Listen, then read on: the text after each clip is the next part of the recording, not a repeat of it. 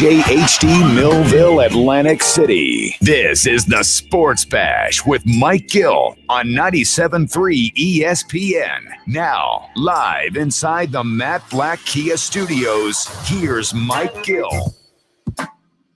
Hey, good Tuesday, everybody. Welcome inside the Matt Black Kia Studios. This is the Sports Bash Live on 97.3 ESPN, the free mobile app, and live video streaming right now at 97.3ESPN.com through Facebook, YouTube, and Twitter. What's going on, everybody? Not a great night last night for the Philly sports fans out there. It was dreadful, actually. Steph Curry must have been listening yesterday, and he didn't like what I had to say and shoved it right up my you-know-what there. It was not a good day for the Sixers last night. They got beaten by, what's a pretty average at best Warriors team when you really look at it. It's not a good Warriors team. They're very average, but Steph Curry is on a special run. We talked about it in the 5 o'clock hour. Who's more fun to watch? Well, last night it was Curry. And I'll tell you why I thought that was. We'll get into that game as well. Phillies really struggled last night offensively. Joe Girardi kind of at the end of the line with his center field problem. We'll talk about that at the back end of the hour. Eagles stuff as well. The draft, of course, that's all in play. Very busy day today. Frank Klose has the mailbag. We'll do some draft props with Jeff Nadu at 3. MKB inside the Sixers at 3:20, and we'll get his thoughts on what happened with the Sixers. Now, no Ben Simmons last night. I know they didn't have a couple guys as well. They've been banged up all year, so they had no Klay Thompson all season long. No Ben, and, that showed. I think you asked a lot of George Hill last night. Hey, George Hill, you haven't played since January 24th. Do me a favor. Go out there and run around with Curry. That's not a recipe for success. But Curry he is in one of these just unbelievable zones right now where he is basically unstoppable because he can pull up and shoot from everywhere on the court. Now, when he cools off a little bit, which who knows? I mean, he's about 60% from three-point range during this 11-game stretch that he's going on. I think he's like 52%, something like that. So it's just unbelievable watching him. This is a much more fun version of Steph Curry to watch when he's playing like this than, obviously, if he's not playing at this level. But watching him last night, you're just like shaking your head.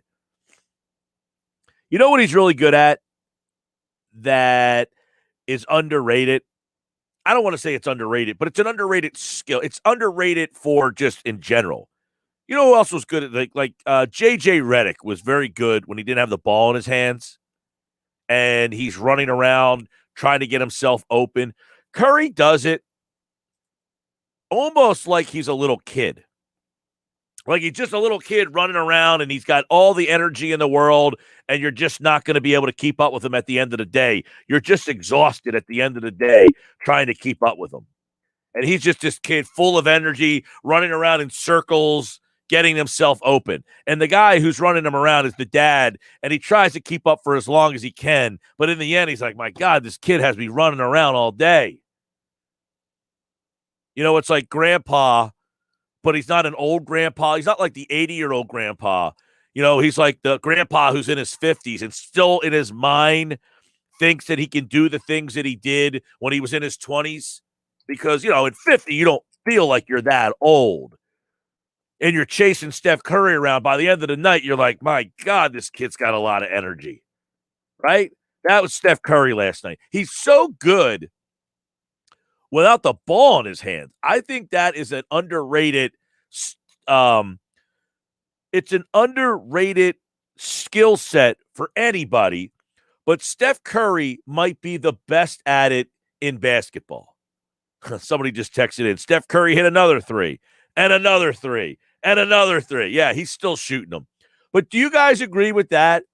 That Steph Curry, and this is in the NBA, I think one of the more underrated things about any player is what they do when they don't have the ball in their hand.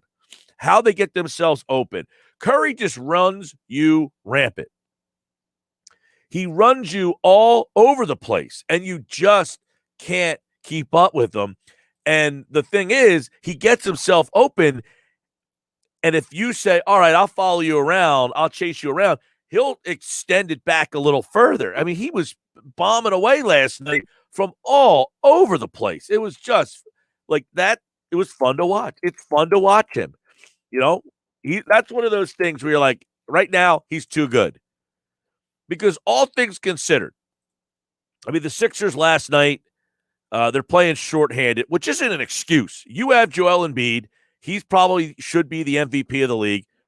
Curry on the other side. I thought what happened in that game, my opinion was Embiid got caught up in it.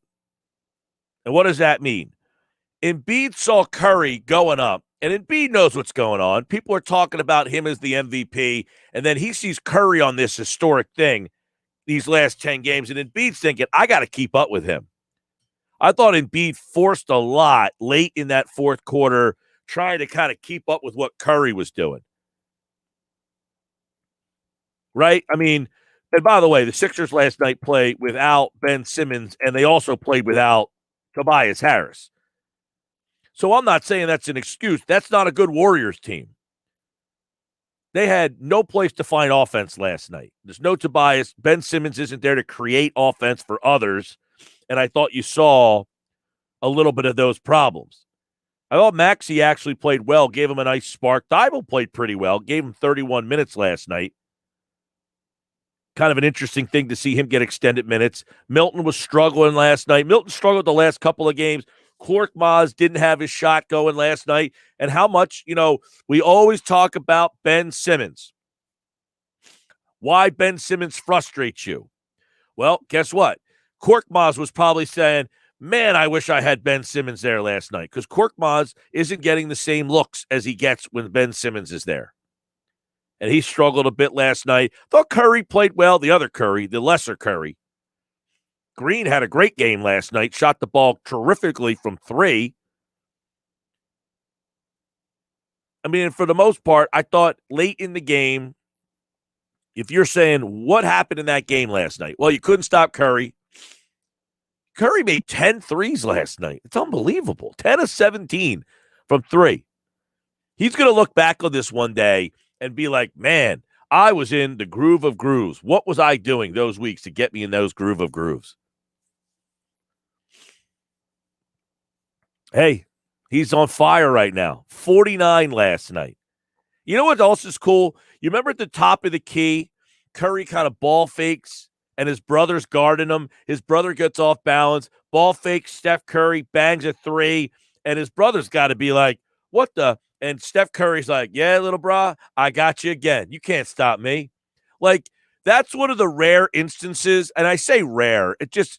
I feel like, don't you guys feel like the younger brother is typically the better one of the two? And it makes sense. The older brother plays first. Then the younger brother hangs around the field all the time, and he's always playing with older kids. So by the time he's older, he's already played with older kids. Like, I coach, and in my, time coaching kids, I've coached a lot of brothers. And a lot of time, the younger brother ends up being the better of the two brothers. It's like, oh, you're getting so-and-so's brother. And it's like, wow, you're a lot better than the older brother. Not a lot better, but hey, and it makes a lot of sense. It's like, man, I remember you running around here when you were 7 or 11 and you were playing with these guys. Well, not in this case. Not in this case. The older brother is like, yeah, you can't stop me. Because there was times last night where Curry was defending Curry, and that didn't go too well either. Nobody defending Curry last night went all that well. 10 threes. 10. 14 of 28, 10 of 17. Here's another thing. By the way, Curry, and I don't feel that this really, Curry's handle is really, really ridiculous. Underrated part about his game. And I think you saw it last night. Like we were talking about, Dame Lillard takes the ball to the basket a little bit more. He might be a little stronger than Curry in terms of taking the ball to the basket. Curry's a better shooter. But last night, Curry gets fouled 12 times he gets to the line. And that is like his handle. He gets you to foul him when he's shooting threes a lot. He had a terrific game last night. He was unstoppable last night, and he's on a run right now. The Warriors are probably going to make the playoffs. They're probably going to get in that play-in tournament. I don't know what that means because the team's just not all that good. You got Wiggins, who's a scorer, doesn't do much else. Green is what he is. Bazemore can shoot a little, although he's not a big part of the offense. Looney's a grinder. He rebounds for them, outlet pass. Oubre's a shooter. He didn't play a lot last night because he's coming off the injury. Not a very deep team. But, man, Curry's different. He's definitely – we talked about it yesterday. This was no slight on Curry. He's the best shooter we've probably ever seen. I like how people interpret that as you're slighting Curry. Oh, you know what really sucks? To call someone the best shooter we ever seen. Yeah, that's a slight. You are the best shooter we ever seen. Man, you're really tough on Curry, huh? Man, I'd hate to be described as the best shooter of all time and then say that that's a slight. 609-403-0973. 609-403-0973. All right, we'll crank up the text board. If you're watching the show live, I just thought Embiid last night got caught up into it a little bit. Like, my buddy texted me, asked, like, what's your big takeaway from that loss last night? First off, I will say, hard to characterize the loss with no Simmons and Tobias Harris not playing. That's one. I mean, it's hard for me to say, man, that's a really bad loss without Ben Simmons and Tobias Harris. What I will say is you're probably still better than that team. So I would say it's a disappointing loss, but I don't think it is a loss that identifies a huge problem. I mean, Ben Simmons, is he defending Curry last night? If he is he scoring 49 points? I'm asking George Hill. We talked about it yesterday with Paul. George Hill played 18 minutes last night, and he looked like a guy who, quite frankly, hadn't played since January 24th. Right? Anybody else have the same opinion? Like, man, this George Hill was supposed to help this team. He's not helping this team. Well, I didn't react that way. I'm saying, man, this George Hill looks like he hasn't played since January 24th. We talked about it with Paul yesterday. With no Simmons, the possibility that Hill might have had to play some extended minutes. Now, they kept him at 18 minutes, which I thought was a good minute for him, good minute number. But they also asked him to defend Curry at points. Oh, man, Curry backed him off the ball on that 1-3. I felt bad for Hill. Hill looked like the old guy that we talked about earlier, chasing the young kid around the backyard, during the party with the in-laws and the kids running around, and you're like the guy who's not conversating. Hey, you know what I'll do? I'll go run around with the kids. You guys sit over there and talk. And that kid's running you rampant. It was one of those games where you marveled at the greatness of Curry. It was one of those games where I thought Embiid got caught up into it a little too much, especially late in the game. The Sixers had a shot to kind of get back into it. Curry hits a 3, right? You remember this late in the fourth. I think there's about 2.5 minutes left in the game. And the Sixers are like, they feel like they are right there. They need that one stop, right? They need that one bucket. And Curry makes a 30-footer to make it a 4-point game. The Sixers, Embiid gets fouled. It's 92-91. Curry gets fouled on the other end.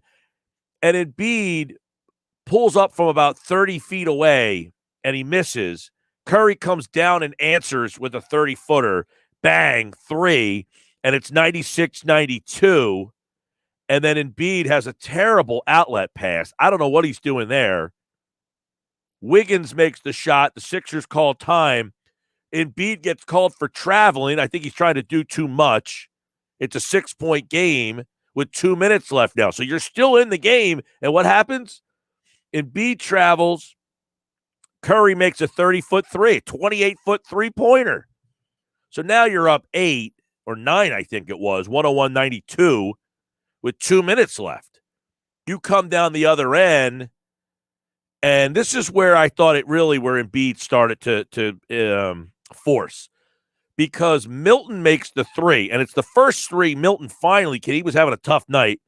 Milton hits. I think it was a corner. Joel Embiid passed into the corner. Milton hit the 3. And then what happens? With a minute left in the game, like 1:10, Curry takes a step back 30-foot three and cans it. And you're like, what the? And then Embiid comes down. Curry, and this is where the difference in the game is. Like, in not this game, but today's game. Curry makes a 30-foot three, and Embiid tries to do what he does. He gets the ball down in the paint, and he's up and under and trying to, position himself, and he hits he shoots a little fadeaway, like 10-footer, and he misses it. But still, 3 for 2.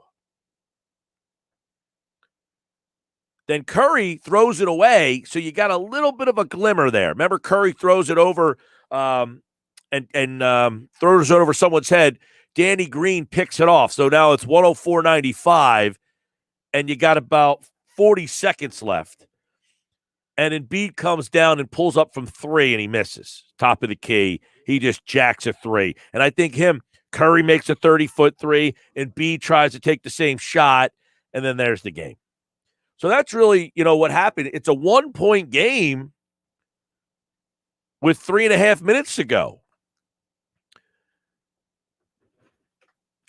I think in the last 3 minutes of that game, it's a 1-point game. Forget everything that happened beforehand. You don't have Ben Simmons. You don't have Tobias Harris. You still are tied in that game. You have a lead. I think it's 90. It was 91-91 with 3:45 left to go. Embiid hit a free throw. It was tied. Embiid makes the second free throw, and the Sixers take the lead. So no Embiid, no Simmons, no Harris, and you have the lead in that game with 3:45. What happened the rest of that way, that's where not having Ben Simmons was apparent. And that's where Simmons controls the game. Late in that game, he defends. No, Curry makes a 30-foot 3 in your face. Curry makes a 30-foot 3 in your face. Curry makes a 30-foot 3 in your face. He makes 3 of them. Well, yeah, they got George Hill defending him in the final minute of the game.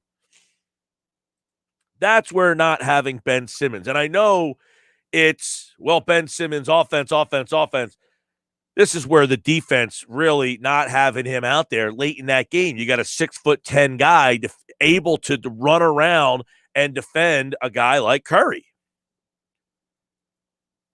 But overall, I think you got to tip your cap to Curry and just say he was by far the best player on the court last night, better than Joel Embiid was. I thought Embiid got caught in the moment a little bit too much. 609-403-0973 on the text board, 609-403-0973. So that's kind of, I don't look at it as, what a disappointing loss for the Sixers. I'll say it's a bad loss. You're playing a team that you're better at home. It's hard to get all these losses against lesser teams, especially teams that are borderline playoff teams. This is one that you look back at the standings and say, you lost that game to Golden State at home. It's one thing to go out to Golden State and lose. It's another thing to lose in your building. So you had a chance last night to up that lead in the division to 2. Instead, you lose. Brooklyn was off, and now it falls back to 1. It's a big difference. 2-game lead, and you still have the Bucks coming up. You got the 2 games with Milwaukee next week.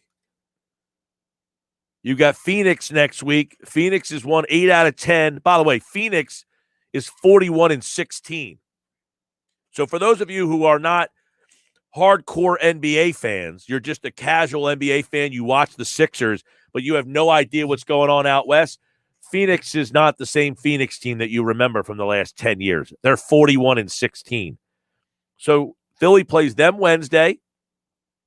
2 games with the Bucks, Thursday and Saturday, before the schedule kind of lightens up a little bit. I say kind of because they've got the Hawks twice next week, and Atlanta's won 8 out of 10. After that, you say kind of lightens up, but the Spurs are in that play-in tournament mix. You play them. So you got a lot of teams. This play-in tournament is interesting. Doc Rivers, I was listening to the game on the radio last night for a little bit, and when I was in the car, Doc Rivers was talking about how he likes this play-in tournament because it keeps more teams. Like, think about that. The Chicago Bulls are still involved, and you play the Bulls next week. The Sixers do. Well, the Bulls are still involved because of this play-in tournament, whereas the Bulls would be out of it. They're 5 games out of 8th, but they're in the 10th spot right now, which means Indiana's in it, Chicago's in it, Washington's in it, Toronto's in it. They're all battling to get into the play-in tournament. Now, I personally don't love the concept of the play-in tournament, but I'll tell you what, if Philly's playing Chicago late in the year and you're like, Chicago's just playing out the string, not anymore. They're playing to get in that play-in tournament. 609-403-0973. That's the text number. We'll open up the phones a little here in this hour. 609-573-3776. If you want to jump in there. And if you're watching the show live on Facebook, YouTube, Twitter, leave a comment in the comments section. What'd you think of the game last night? And the Phillies lose. They got a center field problem. Girardi knows it. So what's the solution? Well, Frank joins me at 2:40 today on the Sports Bash. Now, Frank has said numerous times he does not think they will bring up Herrera. Kingery is at the alternate site and is really struggling. So what are the options there? 2:40, the Phillies mailbag, Frank Klose, right here on the Sports Bash. When we come back, your calls, your texts, your comments, it's all happening on a busy Tuesday on the Sports Bash. Mike Greenberg joins me at 4:30 today. I want to ask him if he thinks the Eagles have a dysfunction in the front office. Get his opinion on that. All coming up today.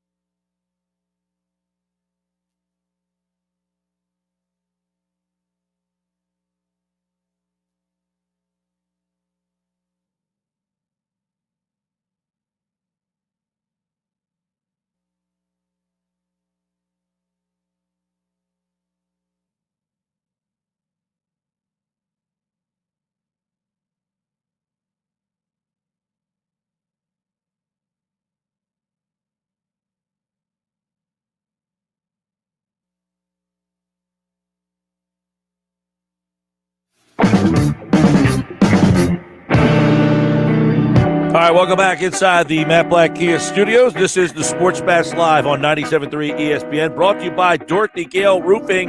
There's no place like your home. And if you have a leak or need a new roof, call Dorothy Gale, 877-97-KEVIN, or visit them online at DorothyGaleRoofing.com. Sports Bash Cash code word 255. It's worth $1,000 today.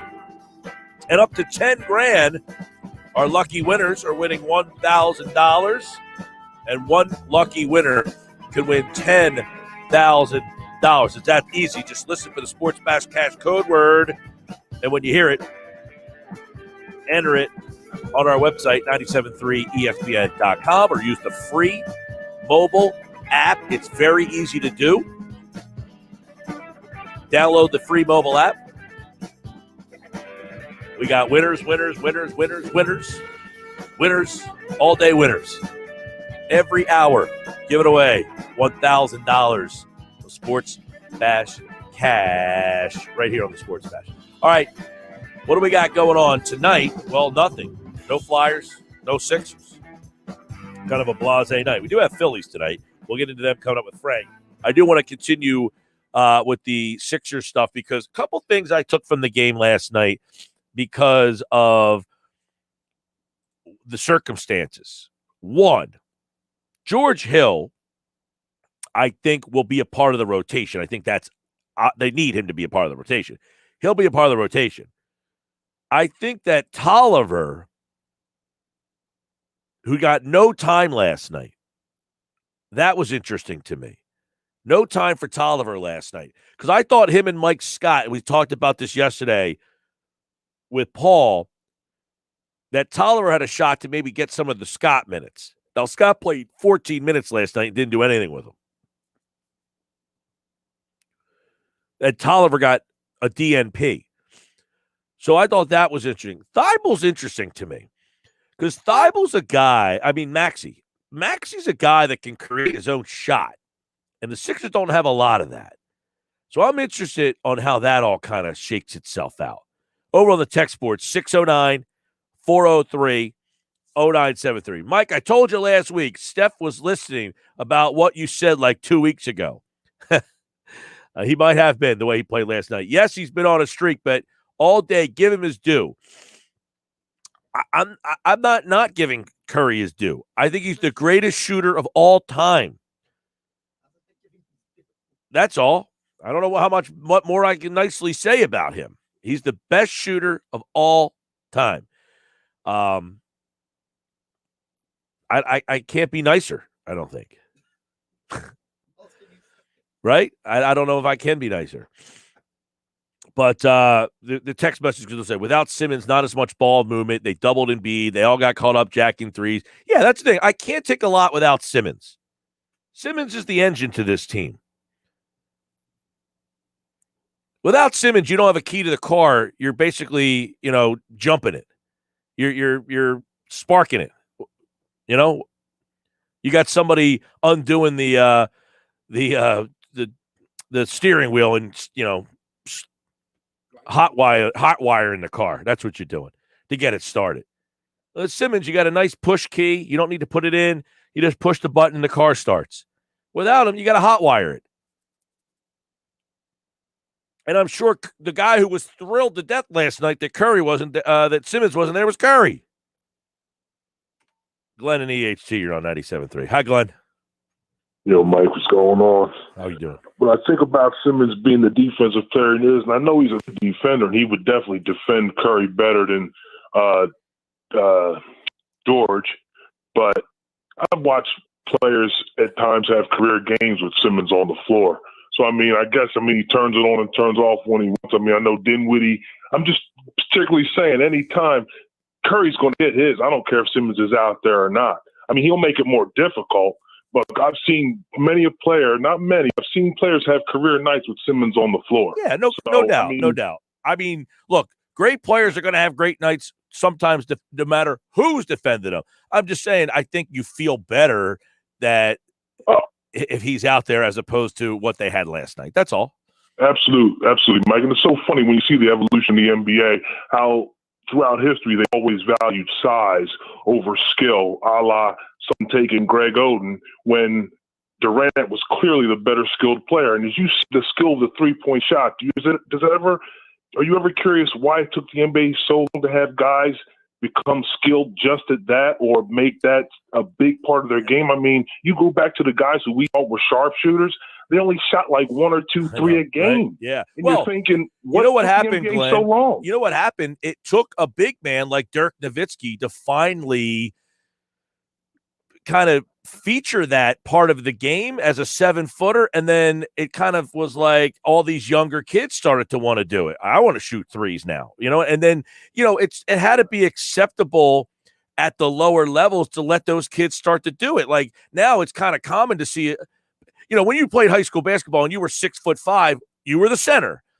Well, now they're letting that kid be a guard. You're letting the big guy shoot where that wasn't. I'm not that old and they weren't letting 6'5" guys shoot. You're the center. But this took the NBA so long. You know what I mean? You see somebody like Curry and you see what the 3-point shot has done to the game, Harden, other players that have totally, Well, that's also coaching though. Like that was like, the philosophy of the coach has to come in and accept that and say, okay, I'm going to put a system in that utilizes that. Like, when Mike D'Antoni started to run this up and down, that was different. Sometimes it takes that progressive coach also because you get these retread coaches, Glenn, that are stuck in those old school ways. Absolutely, man. No doubt. But watching Curry and his skill set, like I said, I want to see Ben Simmons in the playoffs, man. That's all I'm waiting for. I think everybody is. All right, man. I think everybody is. You're right there. We all want to see what this Sixers team will look like come mid-May. Right? Now, the last time Philly played, I don't think Curry played in that game out in Oakland. I don't think Steph Curry played in that game. No, he did not. I was going to say, I want to see. Now, they have played Curry in past seasons, and I don't remember him having 49-point games against him, but he may have had other games that have been, good. But I'm interested to see what it has been like for Curry, and not necessarily matched up with Simmons, because I don't know how often Simmons gets matched up with him. But last night was different. But to go off of the point that Glenn makes, I think he makes an interesting point about why it took so long for teams to do this. Well, you saw the style of play in the 90s. They're grabbing, they're holding you, they're pulling on you. It was a different game. Now, you can't grab, you can't touch, can't use your hands. It gives much more opening to get 3-point looks. Back then in the 90s, you couldn't do that. The guys are holding on you. Like Larry Bird was 6'9", who could shoot a 3, but he didn't shoot threes, if that makes sense. He could make them, but he shot about 1 or 2 a night, maybe if that. But the game got way more wide open when they loosened the defense. When you can't play defense, now I have some more room. You can't do the checking, the hand checks.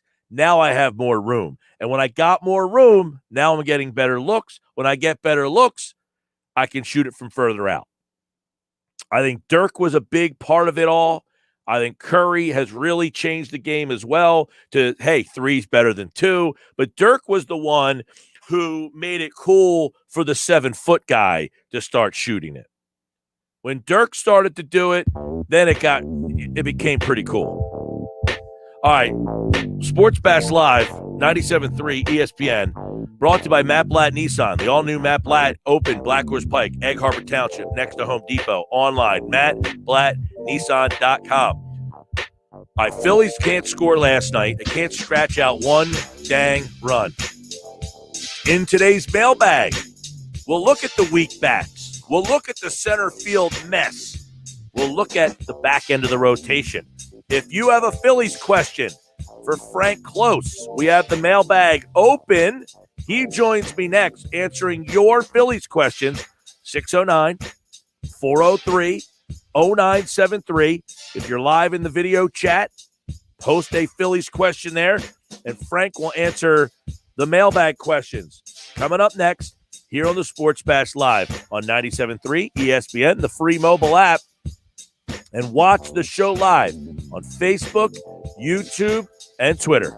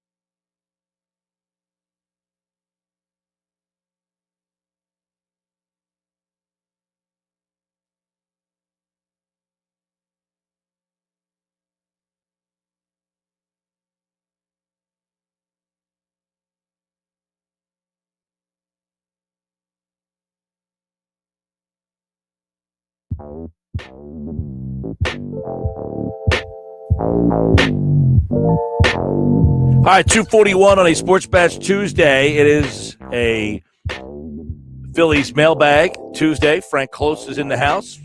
He'll join me now on the Boardwalk Honda Hotline as the Phillies get ready for Game 2 of this set. They still haven't scored in this series, and we'll see a little bit about why. The weak bats, this lineup. Should there be changes? Will there be changes? The center field problem, and so much more as Frank Klose joins us now for a look inside the Phillies mailbag, and a lot of Phillies questions coming your way, Frank, with the team that, I think people want to like this team, but they see the frustration that is out there, and they got some questions that are starting to form. Last night, couldn't get a run, couldn't scratch a run home last night. This offense has been a little bit of an issue. I thought, the bullpen held up their end of the bargain, which has been good. But let's get into some of the mailbag questions here. First, before we get to there, what's going on with some of these COVID situations, and what do we know there? Well, we know 5 coaches are currently out under the protocols. Now, according to the protocols, we don't know if that means there's an infection or if they had contact with somebody with COVID. So it could be either type. We're not necessarily privy to that information. They can say that the coaches indeed are under the protocols, but the players, they can't.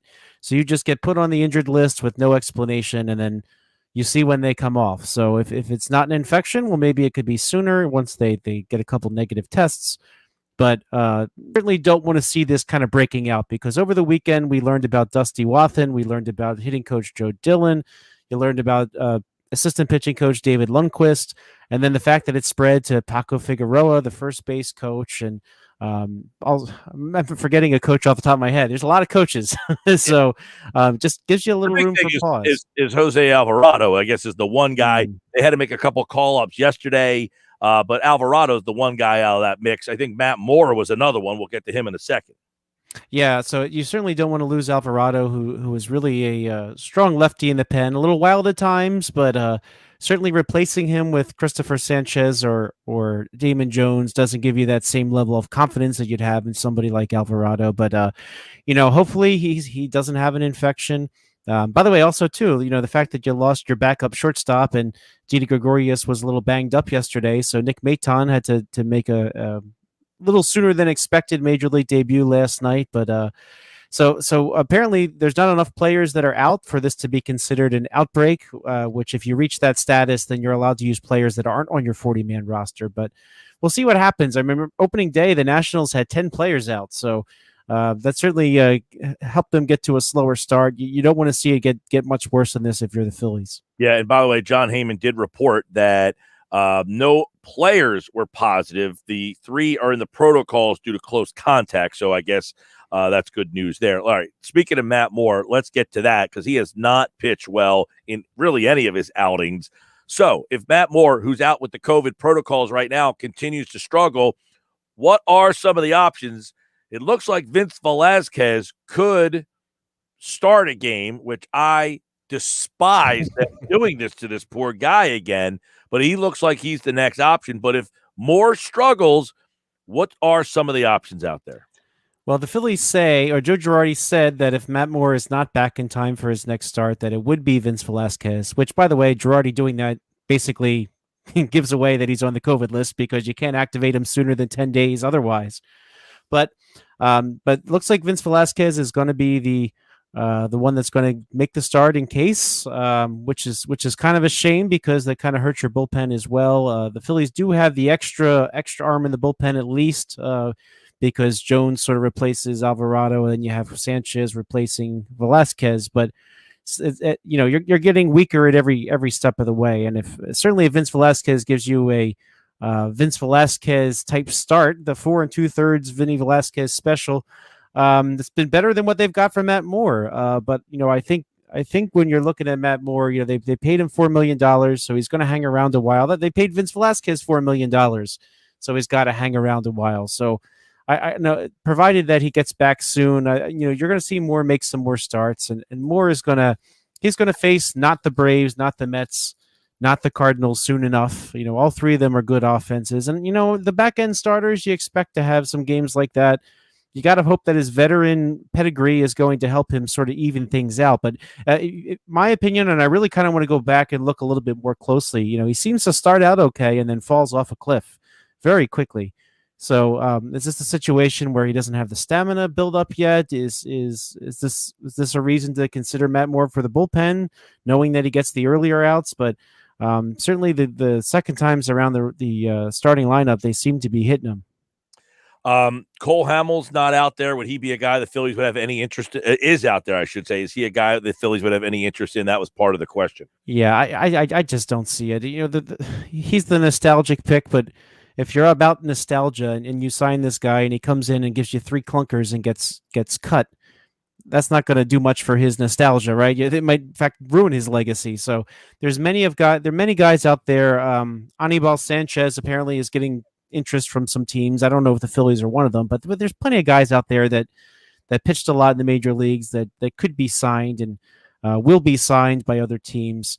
But I don't know if you need to go there yet, or it'll necessarily be an improvement over Matt Moore. You got to give him a few more starts to really see what you have. All right. At this rate, Dave says we'll set the record for most runners left on base. But I think they left 8 runners on base again last night. They're averaging, about that, I feel like, per game. They're 12th in that category. They leave 6.88 runners on base. But I guess the further question off this is the lineup configuration.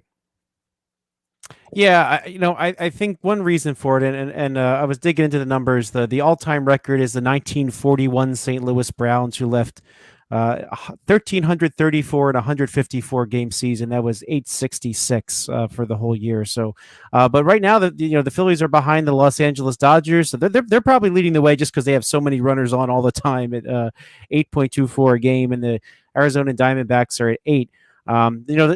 Really, this is just the last few games that's driving that number up. They're averaging 10.33 the last 3 games, and so with 11 left last night, that's a lot. And one of the reasons is that we are seeing, as you said, these holes in the lineup. Gene Segura is batting 345, which is really good. He's on base a lot, but guess what? Behind him is the center fielder. Behind him is the pitcher. And behind him is Andrew McCutchen, who is off to a pretty slow start, batting just 157. So these guys aren't going to be driven. The guys that are getting on base aren't really being driven in right now. And we're seeing that they're getting out on strikeouts too, which is you put the ball in play, anything can happen, right? You saw that in that 4th game in the Mets series, right? The Guillermo error at third, it really kind of sets up the Phillies win. So if you're getting your bat on the ball, things can happen to your advantage. But you're not going to move any runners if you're striking out. So the number of strikeouts is indeed a little bit concerning. And for me personally, I might want to see if Andrew McCutchen gets a day off, get Gene Segura up into that leadoff spot just to try to get something going. Yeah, on my DraftKings Sports app, I have taken the pitcher against the Phillies to go over the number of strikeouts almost every game for the last week and have hit every single one. And normally the pitcher is about 4.5, and he's getting 5. The starting pitcher is striking out 5 Phillies almost every single game. They average, the strikeouts, as you noted in your mailbag story, I guess, from John Clark, they're averaging almost 10 strikeouts per game. It's an embarrassment. All right, center field is the story. Girardi brought it up last night, or he was asked about it, and he said they are not happy. We've already burned through 3, and the sound of it was we might have to start looking for a 4th. So center field, and it doesn't help that Scott Kingery is really struggling at the alternate site. Yeah, in fact, it's really funny. The alternate site, they're not really publishing stats like you would. They are playing other teams. So the Phillies alternate site is playing the Yankees frequently enough because they're up the road from each other. So, but the Allentown Morning Call and Matt Breen dug this up.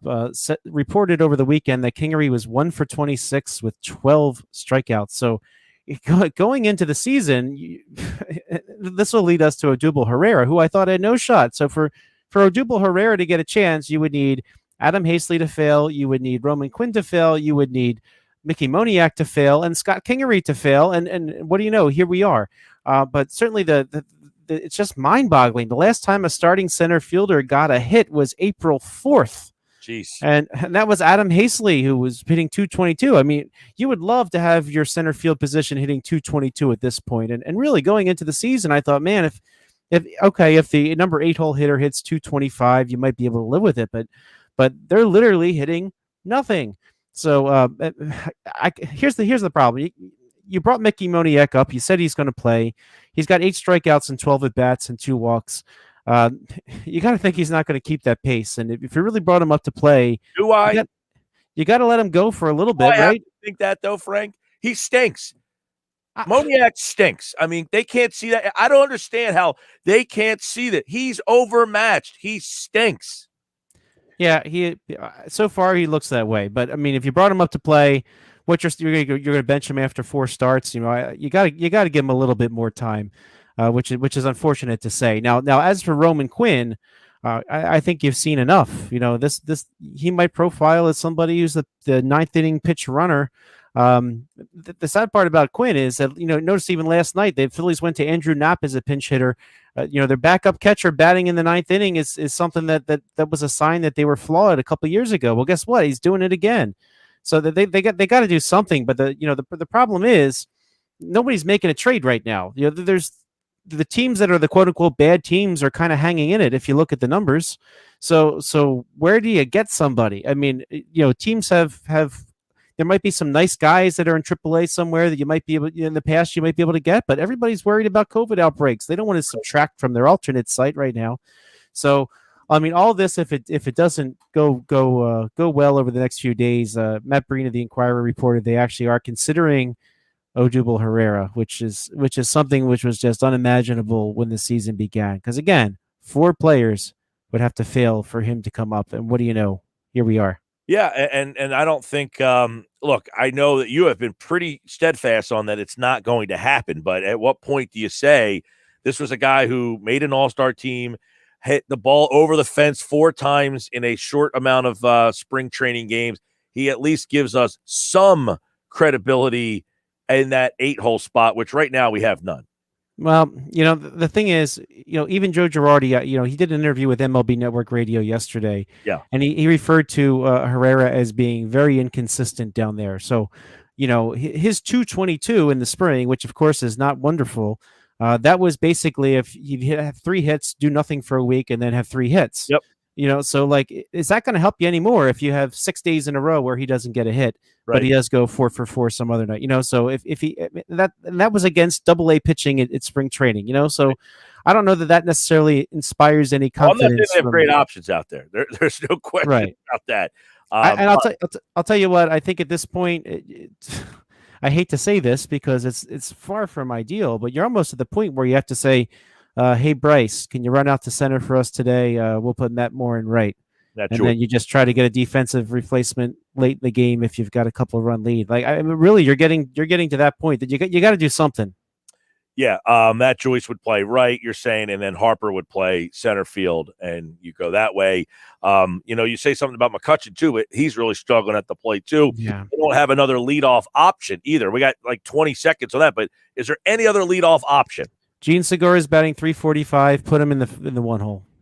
All right, there you go. That's been seeing a lot of that too. All right, Frank's mailbag. Good questions this week. I'm sure Gabe Kapler's in town. We never even got to that. I would love to hear more on that. All right, Sports Bash Live, 97.3 ESPN. Thanks, Frank. Thanks, Mike. And he, like all guests, appeared via the Boardwalk Honda hotline. Coming up, best bets. Looking ahead, props for the Super Bowl, for the draft. Little NBA, little Major League Baseball. Jeff Nadu is in the house. He'll join us for a look at the best bets for the draft.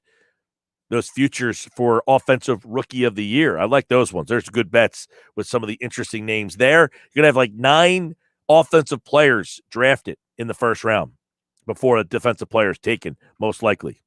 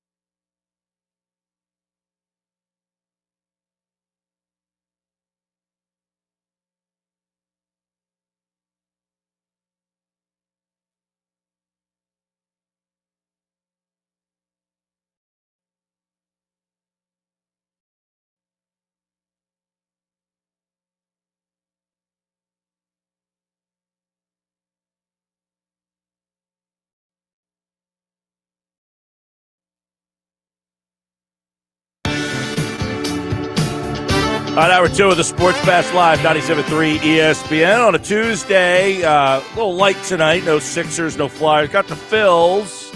NFL draft 2 weeks away. Less than now, thankfully, as we get you ready for the draft. And, of course, Jeff Nadu's back on a Tuesday.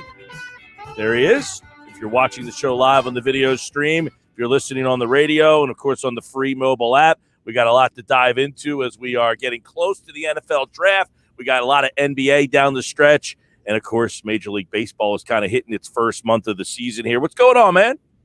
How are you, Mike? Always good to talk to you. Thanks for having me.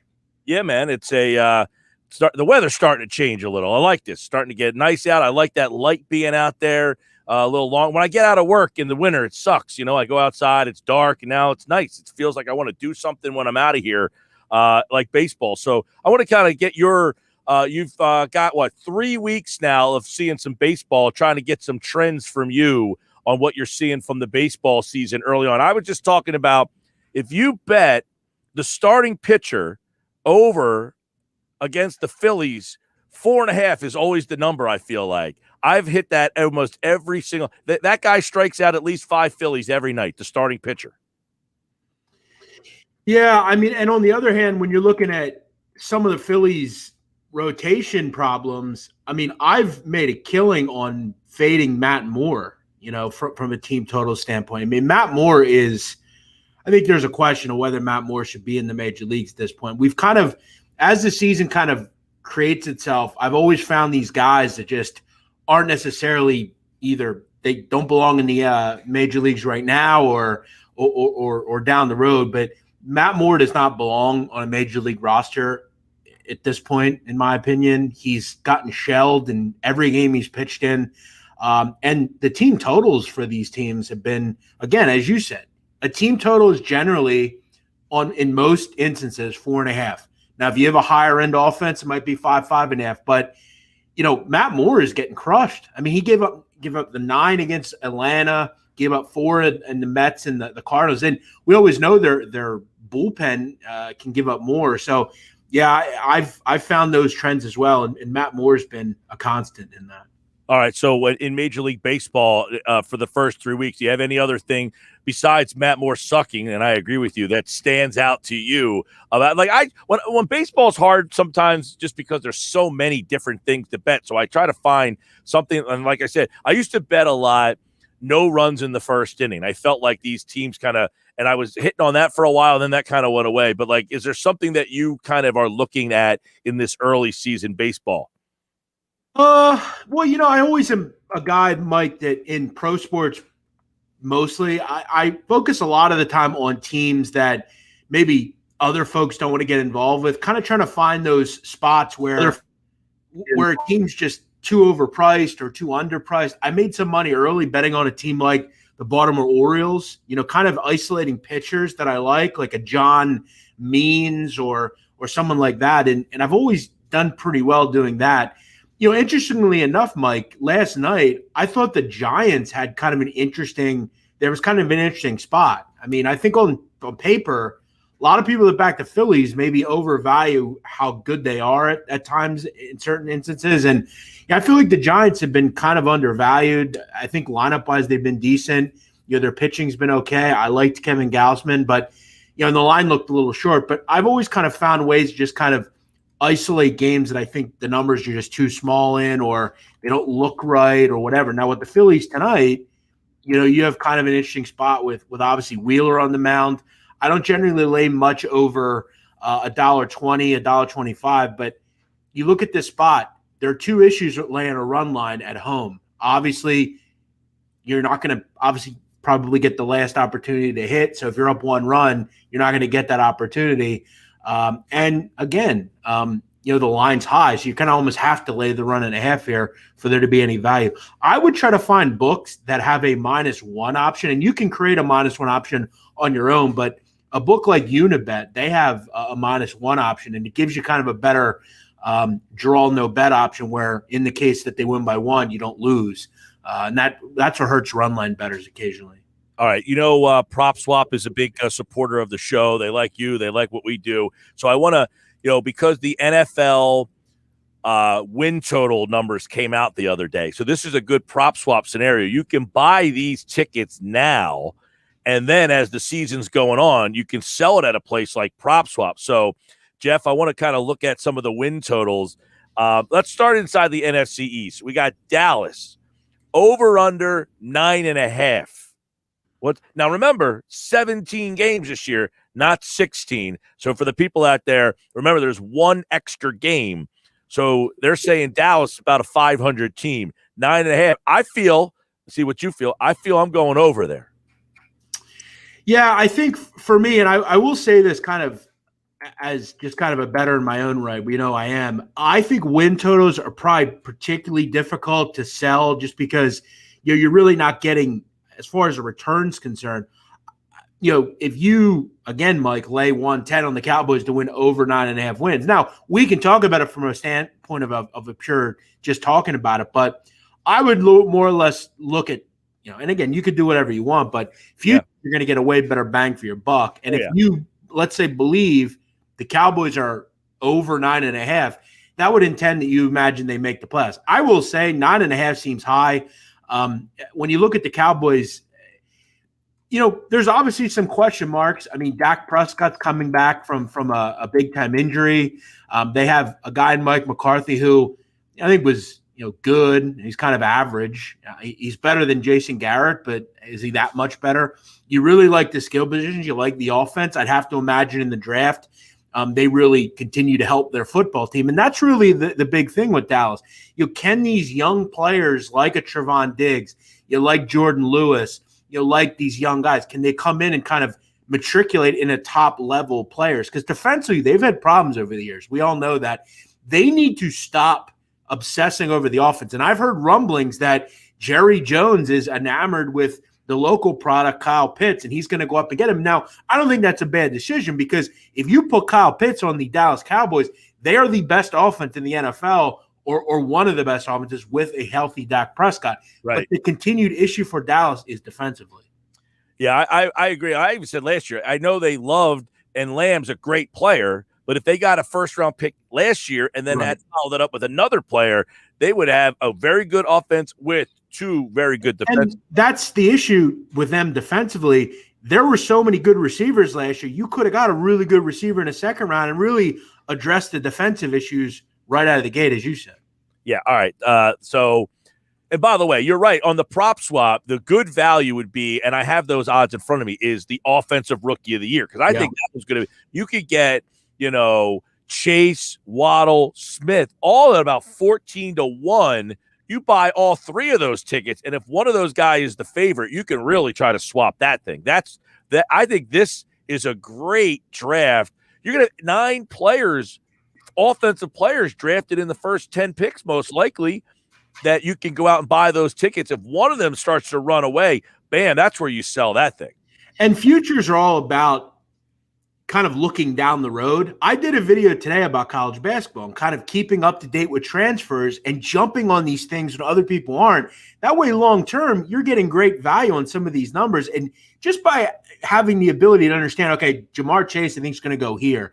Understanding and kind of reading through the lines helps a lot. So you have to obviously be able to kind of look down the road. But you're right.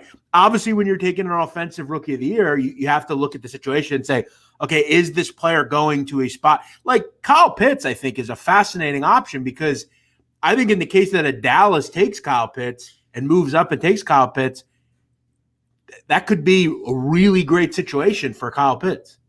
Washington football team, 8.5.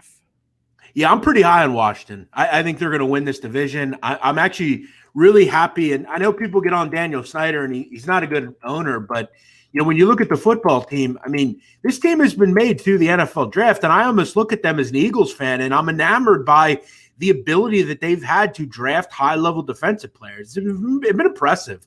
I mean, their front seven is as good as it gets, and it's all through really good draft work. Finding those diamonds in the rough even as well. Well, to be fair, it's been 10 years in the making that they've been drafting that high. Right, and that's true, and they've had to go through a lot of long-term losing, but I think their time to not win purposefully, by the way. Say that again, Mike? Not purposefully. Right, exactly. They just sucked. Right. And when you look at them now, I think, the quarterback of the future is not Ryan Fitzpatrick, but I'm going to tell you right now, Ryan Fitzpatrick is a top-level backup in this league and can win plenty of games. So I think offensively, it's not going to have to be 30 points a game. Defensively, they are very good to stay in those 13, 16-point games where it's 16-13, and they just have to find a way. And Fitzpatrick's a gunslinger. We know that. I like this team. I really do. I like the skill position. It's the kind of situation you want to go into if you're a Fitzpatrick. They're well coached. Defensively, they can always lean on that, and they have plenty of picks, and they're just going to keep getting better. I really like Washington. We saw them make the playoffs last year. It was a terrible division, so there's not a lot to look at and say that's exciting. But I like what they're doing. It seems like now's the time for them to try to win. Yeah, I agree with you there. I like Washington. By the way, they're 8.5 over under. Last year, their win total was 5.5. They finished with 7. Last year, Dallas, their win total was 9. They finished with 6. They're 9.5 now. New York, over under 7. They finished last year with 6 wins. Their over under last year was 6.5. So they're giving them a half. They're giving them a little bump. This Giant team, I think, is intriguing, especially with what they do at 11. Now, there's some rumblings they might try to trade to get out of that spot. But to me, if they can get a defensive player, their defense was pretty good last year. But if they could get a Micah Parsons, that defense could be really good. But for me, they need another offensive lineman. I think they need a quarterback, but they're not going to take one. But I think they could use offensive line, or if they get Parsons, that defense is going to be scary. I think if you're an Eagle fan, you're saying to them, if Parsons is there, let's hope they go offensive line, because if I'm the Philadelphia Eagles and Parsons is there, he would be the number one selection for me. As far as the Giants, I agree. The problem is the quarterback. And I don't think Daniel Jones is a high-level NFL quarterback. And we've seen teams really flounder because they have everything else, but the one thing they need as a quarterback. So you're going to get Barkley back to get better receivers. The offensive line's improved, and defensively they've looked good. It's an important draft for them. I think Parsons would be a home run hit for them, but the issue is the quarterback. He's going to either win you or lose you games, and he's done that. Yeah. Oh, look, I think the quarterback is the big problem, no question. But I like the receivers out there. They don't have that big name guy, but they've got guys who fit their roles well. You said Barkley's coming back. If they had a quarterback, this team might be no, and that's your knock on the Giants, because but again, they haven't. It just hasn't worked. I would look towards a quarterback if I were them. I think Trey Lance could be interesting, but they're not going to do that. All right, let me give you one more. Eagles, obviously, it's over under 6.5. Last year they were 10, and they finished with 4 wins. So for all the people that, I told you this team. No, their over under was 10. Vegas said they were going to be good, and they won 10. Now it's 6.5. Yeah, I don't bet win totals much, Mike, but this is one I did bet. I took over. I think this team is better than people are giving them credit for. I do. I think Jalen Hurts showed that he was legitimate. I think he's going to be a guy that takes the next step.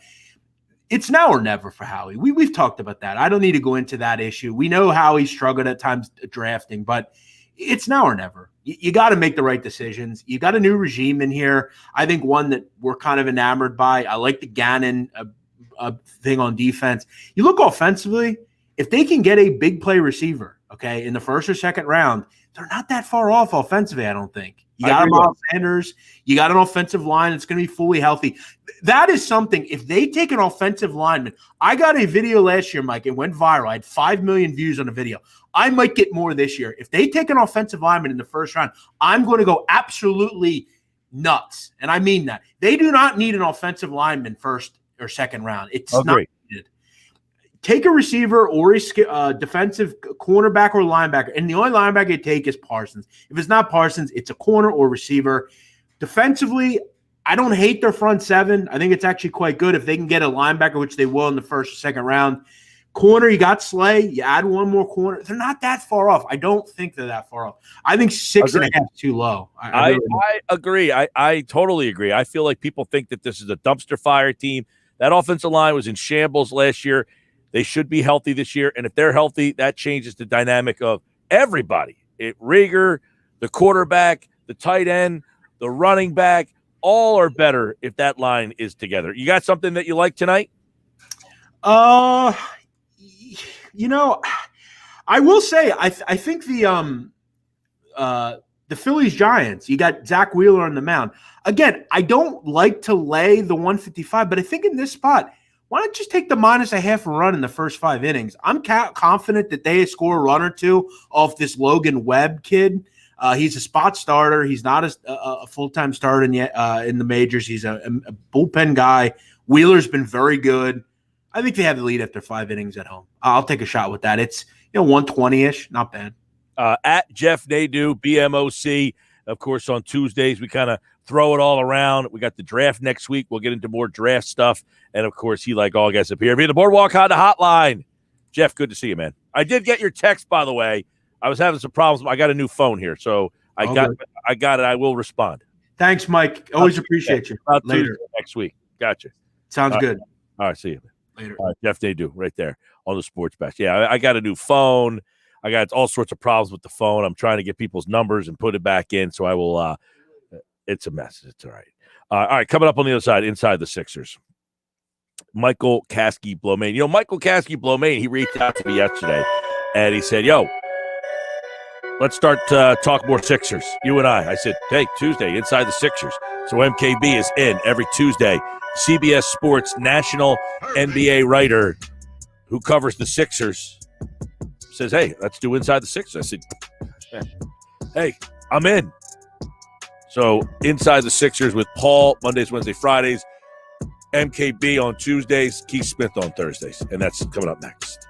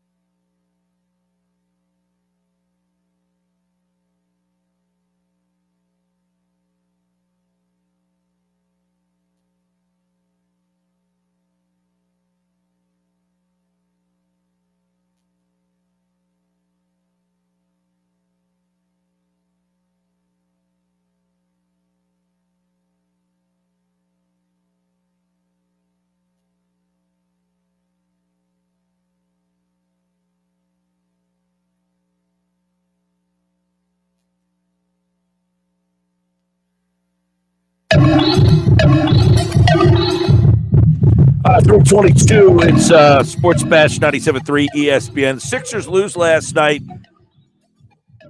and it was, I don't want to say a concerning loss. I would classify it as a game they probably should have won. Even without Ben Simmons and Tobias Harris, I would have liked to have seen them figure out a way to win that game. They had a shot to win it. I thought late in the game, Embiid, I thought got a little caught in the moment because Curry was going bananas with, 3 30-foot three-pointers. So we'll get into it now. Michael Kasky-Blomain, CBS Sports, going to join us here for a little Inside the Sixers in just a moment. We'll get his take from the game last night. I think he was at the game last night covering it for CBS Sports, NBA writer there. He tweeted last night, Doc Rivers on George Hill, quote, he looked great overall. He's a little rusty, but he's just so darn smart. We're very happy to have him. Unfortunately, they needed George Hill to defend Steph Curry last night, and that wasn't very good. And as MKB, who rewatched the Sixers game from last night, he says you just can't go under a pick for Curry like this, especially if Embiid is going to stay back. And that's one thing that concerns you, I think, going forward, is teams and how they use the pick and roll on Embiid. You know, Embiid last night, if you look at this, if you put the pick and roll on Embiid in that situation, if he hedges and Harden and a Kyrie or a Curry like last night, they go around him, it gets wide open jumpers. And you saw a lot of wide open looks last night for Curry because of that. They were kind of using the pick and roll and guys trying to hedge underneath, and I thought it was a little bit of an issue there. I think that was something, if you watch that game. Now, Ben Simmons is a little different than pick and rolling with Seth Curry. George Hill, not so sure. Here's another thing. I also think with Ben Simmons out there last night, Curry probably doesn't get 17 open three looks. He was 10 of 17. So I don't look at that and say, man, you got exposed last night. It's hard to say that when you don't have Simmons and Tobias Harris, but I can certainly say I think the Sixers probably still sort of won that game. So let's bring Michael Kasky-Blomain into Inside the Sixers and get his take on that last night. And he joins me now on the Boardwalk Honda hotline as the Sixers lose that game last night, Michael. And, you know, I think you said in your tweet this morning that you rewatched that game last night. I thought defensively, without Ben Simmons, you really saw a struggle, and Curry just absolutely blitzed him. But what did Golden State do that maybe other teams can emulate? Yeah, I think the main thing was they were really effective guarding Joel. Obviously it was a thing that teams have been doing throughout the course of the season, but I think last night, especially in the fourth quarter, they did a really good job at sending doubles at him from different directions. Sometimes they would bring a guy up from the baseline over his right shoulder. Sometimes it was coming from the top of the key. And after the game, he said that he probably could have done a better job of positioning himself in the post up. Maybe he could have worked from the foul line extended area a little bit more as opposed to the low post, because he said when he, positions himself higher up in the paint, he has a better view of the entire floor. And he said that Golden State did a pretty good job of, limiting his view and limiting, what he was able to see from his position in the post. But overall, I thought that it was really just a matter of, they did their best to take Joel away on the offensive end. And after that, they made other guys step up. And the Sixers, without Ben, without Tobias, like you just said, they just didn't have, the firepower to keep up with Golden State, especially when on the other side of the floor, you got a guy that's, basically throwing fireballs in Steph Curry every time he was touching the ball. Now, did you think Embiid got kind of caught up in that late in that game? Yeah, to an extent, I did, Mike. I thought that he was trying to do like a little bit too much, that he kind of was trying to maybe keep pace with Steph to keep the Sixers in it. But ultimately, I don't put that one on Joel. I think he did, pretty much all that he could. The defense was obviously geared to, take the ball out of his hands. And overall, I think he finished with 6 assists. He had some really nice passes, a couple nice, drop down looks to Matisse for easy baskets in the paint. So I thought Joel's performance overall was pretty promising in terms of the way he handled the double team. He handled a lot of the pressure. I think the main thing for me was just that, you see obviously without Tobias, who's become such a huge secondary option for them on offense, and without Ben, collapsing the defense and initiating some looks for some of their shooters, it was just really hard for them to generate offense, especially in that fourth quarter. Yeah, no, and I'm not like knocking, but I felt like late in there, I think Curry hit 3 30-foot threes in like the last 2.5 minutes of the game. And Simmons, not Simmons, and B got a little like he had the walk, he had the bad outlet pass. He just, I feel like was rushing and trying to do too much because like Curry's hitting these threes. Well, I got to do something. We don't really have the firepower, so I'll try. And he, I thought late he got caught up a little bit, but for the most part, you didn't have enough offense last night. I mean, that's what it came down to for me. Just they didn't have enough to keep up with the Warriors. Right, yeah, there's not enough offensive options. Shake Milton struggled last night. Yeah, he was pretty tough. He hit that 3 late in the game. It was fine, like a finally feel. But you tweeted about Tolliver.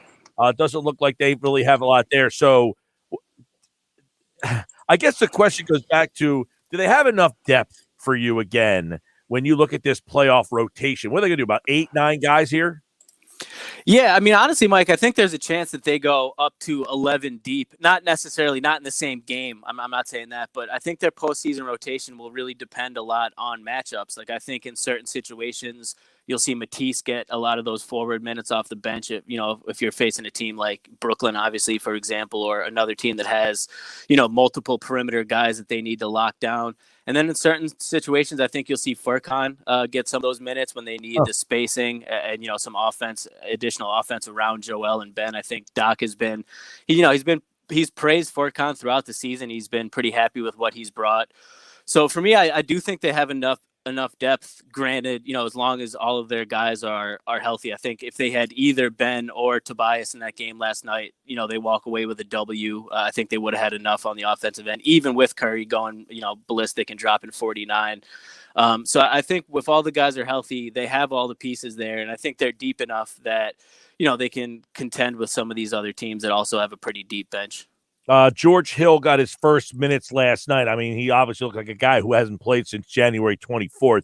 But moving forward, does he get more minutes? Is that his role? What do you see from Hill? Yeah, absolutely. I think he pretty much has a role carved out for himself already, being that, backup point guard, backup playmaker coming off the bench. I think it'll take the ball out of Shake's hands a little bit. And, like we were just saying, based off the way he's been playing recently, that's not a bad thing. There will definitely still be a role for Shake in the postseason. He's been, their sixth man for the majority of the season. He's a guy that can come in and give them instant offense, and that's something that Doc has used, throughout his career. When you go back, obviously Lou Will, Jamal Crawford, guys that can just come in and he can give him the ball and say, "Hey, go get us a couple buckets. We're struggling right now." I think that's going to continue, but George Hill is more of a guy that can, come in and execute an offense, execute a game plan. And I think you saw that last night. He obviously was rusty. He had limited impact, but he looked, the IQ's there. You can see what he's reading the floor. He makes smart plays on both ends of the floor. So I think he's a guy, and given the experience that he has too, Doc's been really high on, in terms of what he brings to the team in playoff experience. So I think that there's definitely a role, for him in the postseason, probably 6th, 7th man, one of the first off the bench. Well, and it shows you how short you were last night. You had Hill guarding Curry in the last couple minutes of that game last night. That didn't go. Which made no sense to me. I don't understand why he went with Seth and Hill for basically the whole fourth quarter instead of putting Matisse or Danny on Steph. And, if you're not going to double them, you're not going to trap them, you would at least think that you'd want to have one of your better, longer defenders on them to make things, more difficult than they were. Yeah, and I mean, Matisse played 31 minutes last night, so it was like he was in the game and a big part of the game. I was a little confused as to why he didn't get that call. I mean, they got one guy tripping you last night, and your best perimeter defender was not called on. I thought that was a little bit. Did Doc? I mean, he kind of acknowledged that we didn't do a great job on him. Yeah, he said it after the game that obviously it was a throwaway comment. He said that he thought that the team could have done a better job. Right. on Steph, which is, the understatement of the century. Their defense on him was, extremely basic. It was, a pick and roll coverage, and they would have Joel drop back. And there was, like you said, in the last 5 minutes of the game, I think Steph had 4 threes, and he made them look, all very easy. Doc did say after the game that he didn't want to have Joel press up any further on Steph in that situation, which, I thought was a little bit interesting. Obviously, he said, if you press Joel up further, you run the risk of Steph, blowing right past them and going in for a layup. But at that point, that's what your help defense is for. And if the guy's already shredding you from beyond the arc for 49 points, to me, you would at least want to switch it up and do something. So, to me, I did think it was a little bit of a head scratcher the way they decided to cover Steph down the stretch of that game. But hopefully, it's a situation where you live and you learn, and they would probably adjust moving forward. What is your take and reasoning why Maxey doesn't get ready? I mean, he feels like the one guy who can put the ball on the floor, create, score a bucket, twist and turn, finish. Why he has kind of not found his way to get regular minutes? Doc's certainly not the first coach to kind of, hold back on giving rookies major roles, especially on a championship team. That's something that, Doug Collins was real big on that. He didn't like playing guys. Brett Brown to an extent. And I think there's kind of a level there where you have this team that's, established, a veteran team. And while Maxey does bring a different dynamic that they don't have, I think the inexperience there is part of it. And, there was some inconsistent play throughout the course of the year. He still has a way to go on the defensive end, some of the decision making. But when he's playing well, like last night, it's a lot easier to ask that question. He came in and made an immediate impact and an immediate difference in that game, especially when Shake wasn't playing well. So to me, I think this year he's kind of like the wild card that Doc likes to keep in his back pocket. He doesn't have a rotational role. I don't think he will in the postseason either. I don't think he's a guy that's going to get, consistent minutes night in, night out. But in certain situations where they just need a spark, I think at this point, that's kind of his role on this team, and that's how he'll be viewed. Next season that could change. Obviously, he'll have a little more experience under his belt, but I think it's just a matter of, lack of experience, some inconsistent play, and, other options that Doc also, likes on this team. Michael Kasky-Blomain inside the Sixers from CBS Sports, covers the NBA, covers the Sixers. Now, Doc said before the game, correct, that not a lot of concern about Tobias Harris and that knee. Yeah, he basically brushed it off. He talked about how much Tobias has played this season. He's barely missed, any games. And we're at that point of the season now, Mike, as obviously a lot of these teams are, they're going to try to get some rest games in for their players, especially a team like the Sixers that hope to play for, 3 more months at this point, the rest of this season, and then 2 months of the playoffs. So there's no concern with Tobias long-term. Obviously no concern with Ben long-term, who's dealing with a non-COVID illness.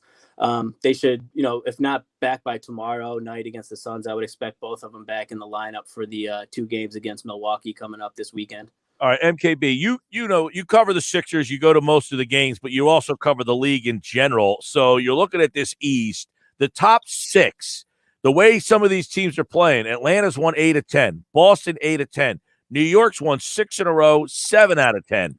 Any of those teams in the middle starting to catch your attention at all?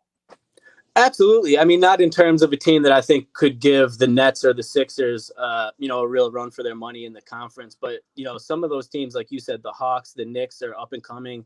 To me, the 2 teams that would, worry me a little bit in terms of the Sixers are the teams that have been established. The Boston Celtics and the Miami Heat, teams that both had really underwhelming campaigns so far on the season. But they're also teams that have, the experience together. They very similar lineups to the rosters that they had last season when both teams were in the conference finals.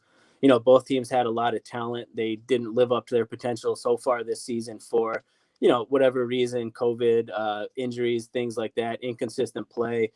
But if I'm the Sixers, if I'm working all season to get that first seed in the Eastern Conference, and I get it, I don't want to necessarily see a Boston Celtics team with Jason Tatum and Jaylen Brown, or a Miami Heat team with, Jimmy Butler and Bam Adebayo in that first round.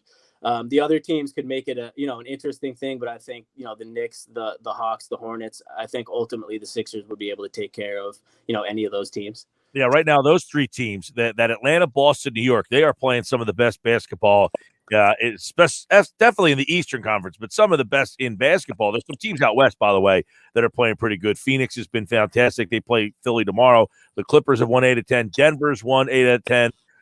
So it's interesting coming down the stretch. What is your thoughts on this playing game? I know Doc said he really liked it. He said that during the radio broadcast last night. He was on between one of the commercial breaks with McGinnis. He says he really likes it. I know there's been a lot of mixed reviews. Yeah, I'd be interested to see how he felt about it if the Sixers weren't in the 1 seed. It's easier to say you really like it when you don't have to worry about it. And if anything for them, it's a bonus for the Sixers because their first round matchup is probably going to have to play an extra game or two, before the season even starts to kind of figure out that, Right. how that's going to shake out. I think as a fan, from a fan perspective, it definitely adds a level of intrigue. Because at this point in the season, like we were kind of just touching on, this is where, you see a lot of rest coming in without the play-in. Things are kind of set already. You have the teams that, know they don't have a chance. You have the teams that have established themselves at the top usually. And then that leads to some mediocre ball down the stretch. I think that the idea behind it is that it makes this last month a little bit more competitive as teams are still alive. So, it'll be interesting to see how it shakes out. But for me, as just from a fan perspective, I'm excited about it. And I think it could be something that ends up catching on. Yeah, to me, because I was like looking at the schedule coming up and you're thinking, down the stretch, the schedule lightens up. However, you got a game next week where you're playing Chicago. Well, they were way out of it, except for now they're in this play-in situation. So that game against the Bulls, they're playing for something, where in years past, they're not really playing for something. Now, the other flip side of it is we know in the NBA, some teams don't want to win at this part of the season. If you're Chicago, do you want to get in the play-in tournament or would you rather lose games? Right. I mean, that's the question that a lot of these teams will have to decide, but at least there's that option. Like you said before the play-in, if a team was in the 10 seed at this part in the season, it's pretty much you throw in the towel, you're going to the lottery, play some of the younger guys. But at this point, if you had maybe a season where you had a lot of injuries early on, or you made a trade, right, or, you switched a coach in the middle of the season, like the Hawks case, and you start playing much better under a new coach, it gives you the confidence that, hey, maybe we can make a run on this back end. So, I mean, it's going to be a team by team basis in terms of how they approach it. But for a game like that, it gives a team that otherwise wouldn't have had any reason or, anything to play for. And now there's some, real motivation there. All right. Michael Cassidy, do you vote for MVP? Do you have a vote yet? Not yet. I'm working on it. Hopefully. All right. You're getting there. Are you voting for Joel Embiid or Jokic or somebody else? Is there somebody I'm missing? I know Curry's starting to try to get his name in that mix too. It's hard for a team that's the 9 seed right now, but if you had your vote, who's your guy? If it ended right now, if this was the end of the season, I think you would have to go with Jokic based off, consistency, level of play all season, and the fact, just the durability, not missing any games, putting up crazy numbers. The Nuggets are, still right in the thick of that playoff picture, and they're only, they're 5th in the standings, or 4th, I believe, in the West, but they're only a couple games behind the Sixers record wise. And Jokic has been 37-20, and they've hung in there without Murray. I'll give them that. And that's the thing. If they can continue to do that, I agree. Then he has a great case for himself. But to me, if Joel doesn't miss more games for the rest of the year, maybe a game or two, but if he can play most of the rest of the games and continues to dominate, I think he can climb right back in that conversation and at least make it a real race by the end of the year. Well, last night was one of they're 30-9, I think, without Joel, and 9-9 with him, or something. That sounds right. Something into that. So it shows when he doesn't play, they're a 500 team, and with them, they win 79% of the time. So I think that's a good thing. But you have this whole, he didn't play enough games, but some of those games he didn't play because of COVID protocols, which was kind of out of his hands. So that's a little wonky. So we'll see. I think that's going to be an interesting conversation this last 10 games or so. The NBA playoffs beginning in about a month from now. Michael Caskey-Blomain will be here on Tuesdays for Inside the Sixers here on the Sports Bash. And, of course, he, like all guests, appeared via the Boardwalk Hotline. MKB, glad we're doing this, man. Yeah, me too, Mike. Looking forward to it for the rest of the season. All right, my man. I'll see you next week. That's Michael Caskey-Blomain. He'll be on Tuesdays for Inside the Sixers here on the Sports Bash and covers the league. He mostly does a lot of Sixers stuff. He does the NBA, the Eastern Conference for CBS Sports. So it's nice to have a little national and local perspective all wrapped into one. And he, like all guests, appeared to be the Boardwalk Honda Hotline. I told you about my friends over at PropSwap.com. I've been telling you about them guys for a while, but I keep getting odds sent to me. And I keep thinking, man, that's a great prop swap idea. And we told you the other day, the NFL odds for Offensive Rookie of the Year. How about this? You get a guy like Rashad Bateman, Terrence Marshall, Kadarius Toney. They're all at 18-1. You can buy those tickets right now, get them at 18-1, and let's say one of those three receivers turns into the T. Higgins or the Justin Jefferson. They're the 5th receiver pick, the 6th receiver pick, but they turn out to be the best receiver. You can prop swap that ticket at PropSwap.com. Tony's 18-1, Bateman's 18-1, Marshall's 18-1, Waddle 14-1, Devonta Smith 14-1, Jamar Chase 12-1. Those are all great odds. Chase is a great. You get that at 12-1, and let's say he goes into the season and he's 2-1, 3-1, 4-1. That's how prop swap works. Buy the ticket now, hold on to it, and then sell it for a profit in season. PropSwap.com, where America buys and sells sports bets. All right, coming up here on the Sports Bash, Mike Greenberg at 4:30. We'll talk a little Eagles draft. We'll even get his thoughts on the MVP race. That's all coming up.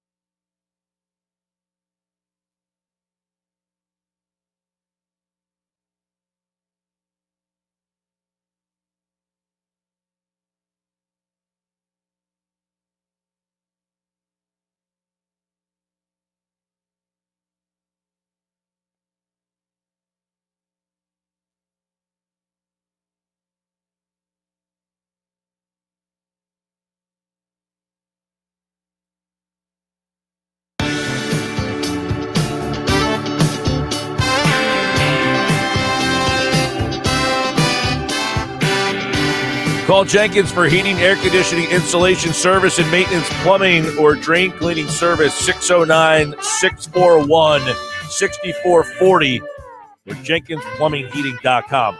Mike Gill with the Sports Bash with you, 97.3 ESPN. We've got Greeny coming up, 609-403-0973, DiCecco. So if you have questions for Andrew DiCecco and you want to get that in,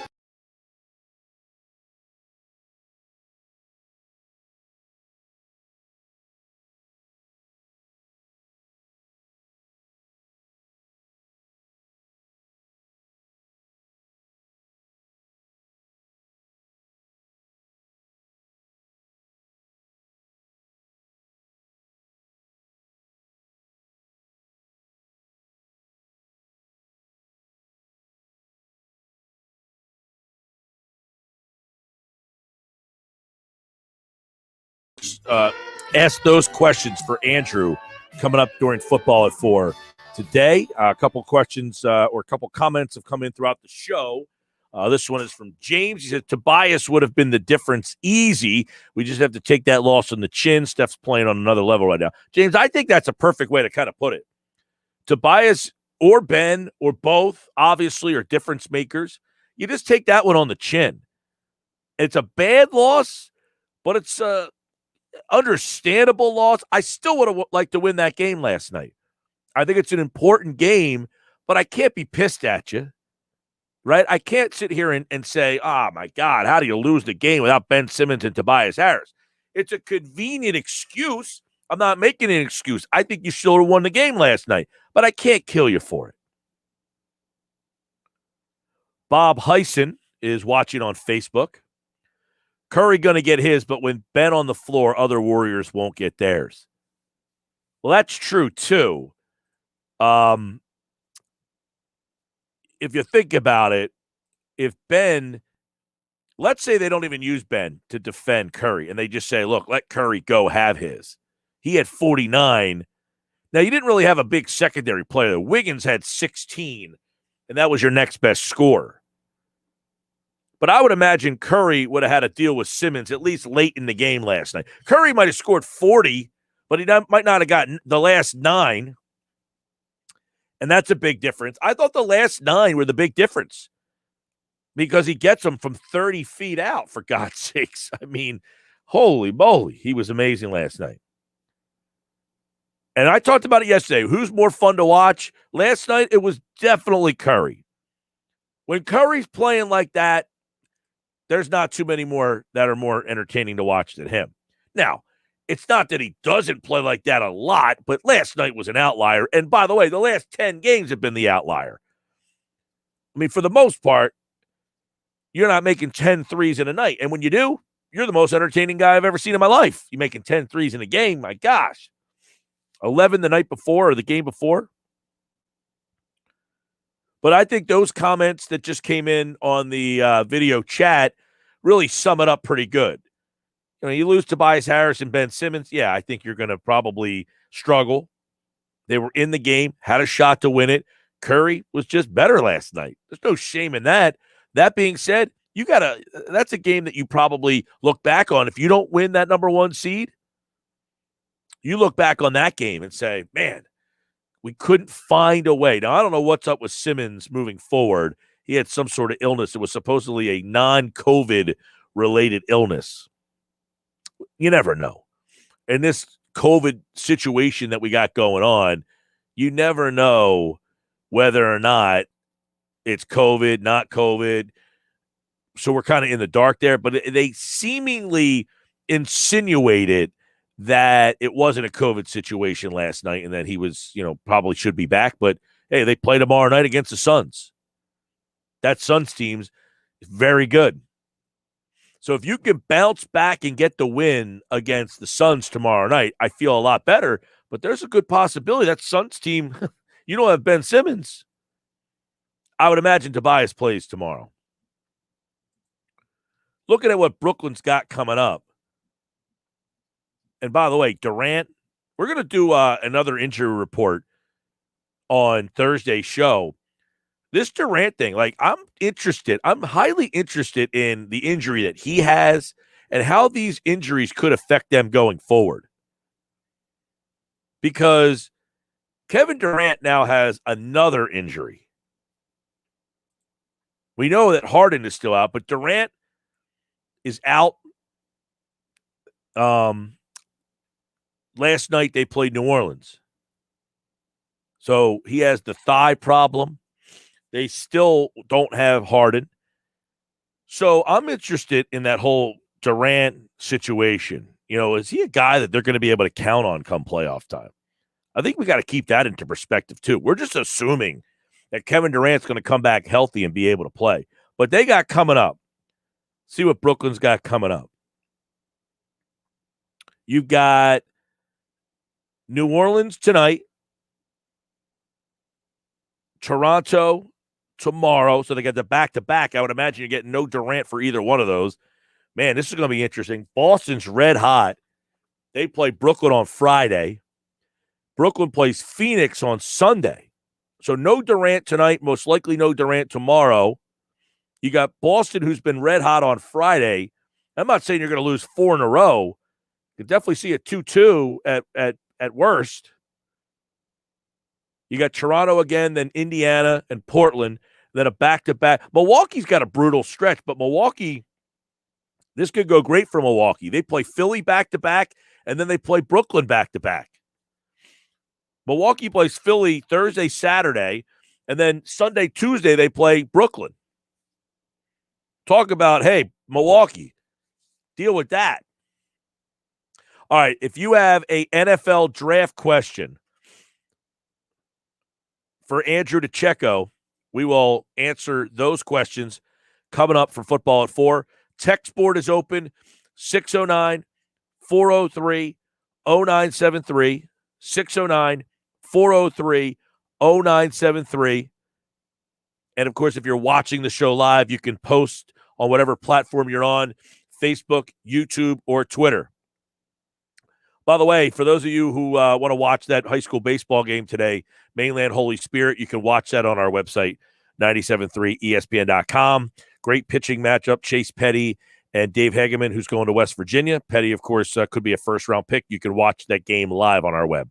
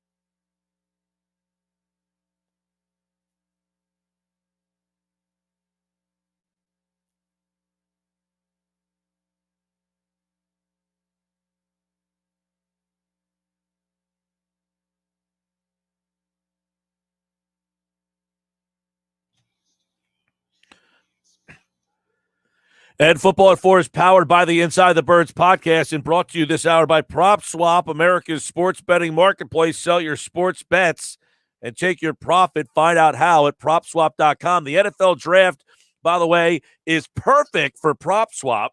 You can start prop swapping all day long. Buy your tickets now. Sell them during the draft. We've got the draft. Andrew DiCecco from the Inside the Birds will join us in just a second. If you have draft questions for Andrew, you can start sending them in now, 609-403-0973. Or, of course, if you're watching the show live, you can post it in the chat section. Andrew DiCecco joins me now to take a look at the NFL draft, which is less than 2 weeks away, and he joins me on the Boardwalk On hotline. Andrew, welcome back, man. How you doing? Hey, Mike, doing well. How's it going? Doing good, man. A lot of people are excited for the draft. The questions keep flying in. We'll get to our listener questions throughout the segment as we've been doing here recently. 609-403-0973. If you have a question, leave it in the chat. I want to start off with this. During the Inside the Draft with Greg Cosell on the Inside the Birds platform, a lot of people keep asking me about Micah Parsons, and everybody just seems to kind of poo-poo it. It's not going to happen. Now, he kind of explained that Parsons is a natural fit here. So I want to get your opinion on Parsons, the fit at 12, and the fit for this Eagles defense if they took him. Yeah, I mean, he is a natural fit. He's such an athletic talent, and he, like I've been saying, he fits, the mold of the modern NFL linebacker. So he's going to fit in a lot of systems. He's one of the premier talents in this draft, and certainly, far and away the best linebacker in this draft class. But I mean, just athletically, there's really no contest. I mean, the way that he can move, his lateral movement, his football acumen, his anticipation, his awareness, and just his ability to cover a myriad of offensive weapons. You don't usually see a second-level player with that kind of movement and athleticism. Yeah, I know. In your opinion, the Eagles don't value that linebacker position, but is that a position that is now that should be valued more? Has the linebacker position evolved and changed to the point where it is more important in today's game? Yeah, I mean, and you and I had a great conversation about this a few weeks ago. I think that the position now, because it's evolved, I think it's more important now than it ever really has been. And when you're looking at the 12th overall pick, Mike, I mean, that could be the best value. That could very well end up being the best value. I mean, certainly him, J.C. Horn are starting players as a rookie. It's kind of how I envision them. I think they're that good, and I think that they can make an impact as a rookie. I mean, at 12, I still wouldn't rule that out. And this is a new regime. You can't necessarily kind of look at the old regime and say this is kind of just the Eagles' way, because now you got a whole new coaching staff in place, and now all of a sudden their emphasis could suddenly change. Jonathan Gannon could decide that he needs that dominant, versatile second-level player in order for his defense to be successful for the plans that he has. So, I mean, there's certain variables that you can't discount. Everybody asks about Parsons, but is it a huge gap, or is there someone else that you like at linebacker? Maybe not at 12, but all right, there's a guy, he's at 22, he's at 25. Is there that second or third guy that interests you? I mean, not necessarily at the back end of the first. I mean, like I said, so you think there's only one first round draftable linebacker? Well, no. I mean, Jeremiah from Notre Dame is certainly going to go in the first round. I like Baron Browning at the top of the second round as a better value versus trying to trade back up in the back end of the first and get a guy and get the Notre Dame linebacker. I don't necessarily know if that's the best move. I think Baron Browning can kind of give you a similar skill set, and in some ways, I think he's going to be I think he's more pro-ready and ready to step in right now and give the Eagles what they need. Right. So, I mean, is this, because so many people think the Eagles need that linebacker, and if it's not the first round, is this a good draft to get one in? We've talked a little bit about second-round guys, Nick Barron, Browning, but is this a good draft that you can get one and be happy with that guy? Last year they took a guy in the third round. I don't feel like too many guys are happy with that. Yeah, well, I mean, and they took a project, and by all accounts, I mean, at least in my eyes, I had him as Davion Taylor, that is, as a 5th-round pick. He just was not ready to play. Too much of a project, too much of a projection. When you had a team like the Eagles that desperately needed help at that second level, I mean, outside of Parsons and Jeremiah Owusu-Koramoah, I mean, you have Nick Bolton, you have Baron Browning, you have Jabril Cox, who I really like, who I think is going to kind of fall somewhere between 37 and 70. And you got Chaz Surratt later on past that. I mean, a little after that. I mean, there's going to be guys that you're going to be able to get. As far as getting guys that can step in and contribute day one, well, the list is certainly shorter. And I think that they're going to be in position to do so to get one of those premier talents, at 12 or even 37. Andrew DiCecco, Football at 4. I see your questions coming in, everybody. Keep them coming. As we get a little further along, we'll start to ask your questions for Andrew. If you want to ask a question on the text board, 609-403-0973. There's an interesting question from a listener based on our conversation, so I'll throw it in here. Was there no value of linebackers with the Eagles because of Schwartz, or is that an organizational philosophy?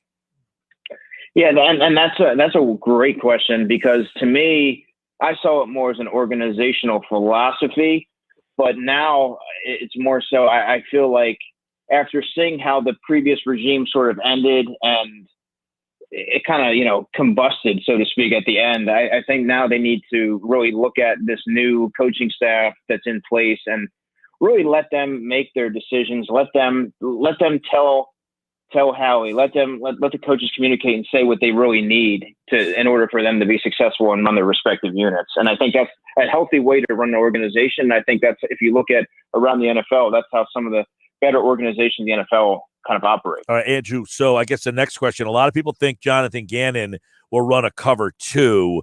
What's the linebacker's role there, and how does it differ from what Jim Schwartz asked his linebackers to do?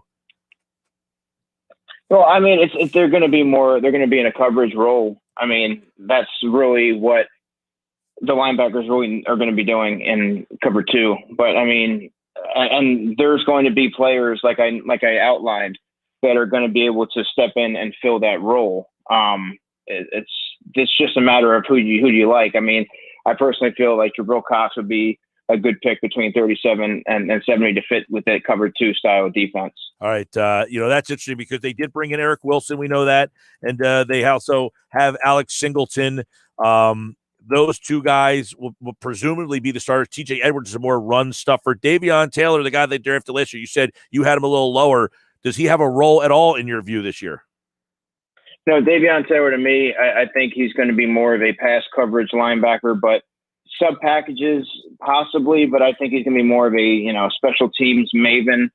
I still don't know where he's at as far as his development. I mean, when he was drafted, maybe he was at least 2 years away from staying in the field and making a significant contribution. So this is a big offseason for him, obviously. He didn't have a lot of football experience, but the athleticism is apparent. Now, we need to get a little bit bigger, develop his play strength a little bit, but it's going to be really interesting to see how this new coaching staff sort of takes his innate athleticism and kind of hones that and refines that and makes him an NFL player that can, contribute on Sundays. All right. Got some questions coming in for Andrew. We will start to ask him some of the questions from you guys out there.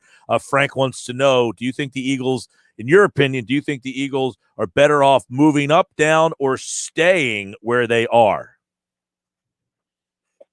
Well, I mean, if you kind of look at the way that the draft board could potentially shake out, and, I think that they're going to have their choice at 12 of possibly a starting linebacker and a Micah Parsons. You're going to get a top flight offensive tackle possibly in Rashawn Slater. You're going to get my top corner will probably be available in J.C. Horn. I mean, he's a starting player from day one. They're in a decent spot at 12. You're still going to get a good player. I mean, there's also that outside shot that Jalen Waddle falls to 12. I mean, certainly if something unforeseen, like let's say a Kyle Pitts kind of tumbles a little bit further than they expected, or there's a player that they really have their eye on that they thought for sure would have been gone, but all of a sudden they're in striking distance. Well, then I think that becomes a possibility. You could see them sort of have maybe possibly leapfrogging Dallas to 10, just from a competitive standpoint. Yeah, that's, there's some murmurs today, Andrew, that the Giants might want to move out of the, might move out of the 11 spot there. And you wonder, if that's the case, because we keep kind of saying, well, the Eagles aren't going to be able to trade with those two teams in the division. Not that you would move up one spot and that you would flip spots there, but if the Giants get out and somebody moves up, would they essentially be moving up for a quarterback in your mind? Yeah, I think so. And I mean, at that point, you might be looking at the 5th overall quarterback. But I think you look at some of the teams that are there. I mean, I think the Patriots there at 15, they really need a young quarterback. So it wouldn't surprise me to see them maybe make a play to get someone like a Mac Jones, because I mean, they have Cam Newton, who's a little long in the tooth. He really needs to bounce back year. You certainly don't want to bank on that. And Jarrett Stidham, to me, is nothing more than a second or third string quarterback at this level. So I mean, they're a team that I would probably look for, and sitting at 15, they're within striking distance. Yeah, I know. The whole quarterback situation. I was listening.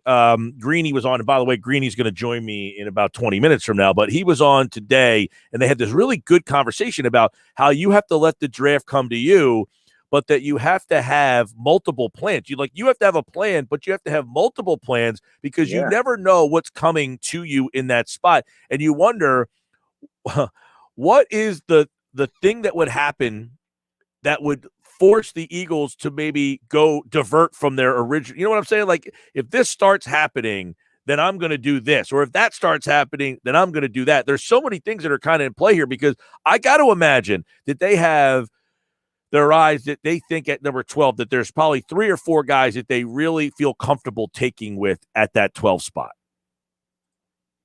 Yeah, I mean, there's probably, I for some reason, to me, the name Kwity Paye really stands out as somebody that I think has a better than average chance of getting selected by the Eagles. He kind of fits that mold to me, and they need to get younger at defensive end. They've always prioritized strengthening the trenches, and I mean, him. I think Slater would certainly be a choice. J.C. Horn would be a choice. Possibly a Waddle. I mean, I think that they're going to have their choice between 4 or 5 different players. But like you said, the draft, you have to have a plan A, a plan B, a plan C, a plan D, because you have to prepare for the unexpected. And there's going to be there's certain scenarios that unfold every year where a player is not taken where you expected him to go, and all of a sudden you have the ammo to move up, and you're like, you know what, we would have been happy taking those guys, but we didn't expect him to be here, so let's go get him. Yeah, I think too, on your point is that plan A, plan B, plan C, and that you're also getting calls in the middle of it, for plan D, E, and F. Yeah, exactly. So it's like, it's a very fluid process, and you're constantly, you have to be able to adjust on the fly, because there's just a lot going on, and everybody has to be on the same page, which hasn't been the case in the past years. So hopefully they kind of learn from their mistakes and get everybody on board, and they know exactly which direction they're going to go, depending on how it starts to shake out. All right, here's a question from Bill. He wants to know, Andrew, who's the top pass edge rusher? And if the Eagles drafted him at 12, would that be too high? Hey, Bill. I mean, that's a good question. And like I said last week, that this is one of the first drafts that I can recall that there hasn't been a top, a clear-cut top edge rusher. I mean, in my opinion, I think Jason Oweh from Penn State's up there. Kwity Paye is up there. It might come down to preference. I mean, I think looking what Jason Oweh did, I think he would be the top guy in my opinion. I think, and to answer your question, I think 12 might be a little high. So any of the edge rushers, including Kwity Paye?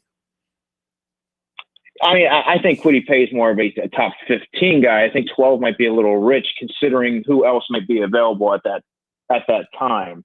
I mean, I don't know if Kwity Paye is going to be. I mean, you want to draft a day one starter at 12 if you're a team like the Eagles that has a lot of issues and deficiencies everywhere. And Kwity Paye is a rotational defensive end on the Eagles if they take him at 12. Hey, let me get your opinion on this. When the Eagles were at 6, you and I talked a lot about Penei Sewell if he was there. Mm-hmm. if Slater's there at 12 and, Horn and Surtain are not there, one of the three receivers are not there, you like Slater at 12? I like the player, but he's not in the same stratosphere as Penei Sewell, who would be you're gonna take him at 6 and you're gonna plug him in, you're gonna find a spot for him and he's gonna start and produce for you right away. Slater would be it would be a very important pick for me because I still think that they have issues on the offensive line, but he's not going to be someone that I think you won't really see that pay off until the second season. All right, a couple more. We got some more questions here for Andrew DiCecco. If you have a question you want me to try to fit in before the end of the conversation, you can text 609-403-0973 or leave it over there in the chat, and I will get to it. Andrew, give me a couple of receivers. This is from Steve, who's watching the show, and he wants to know a couple of receivers that you like maybe in round number 2.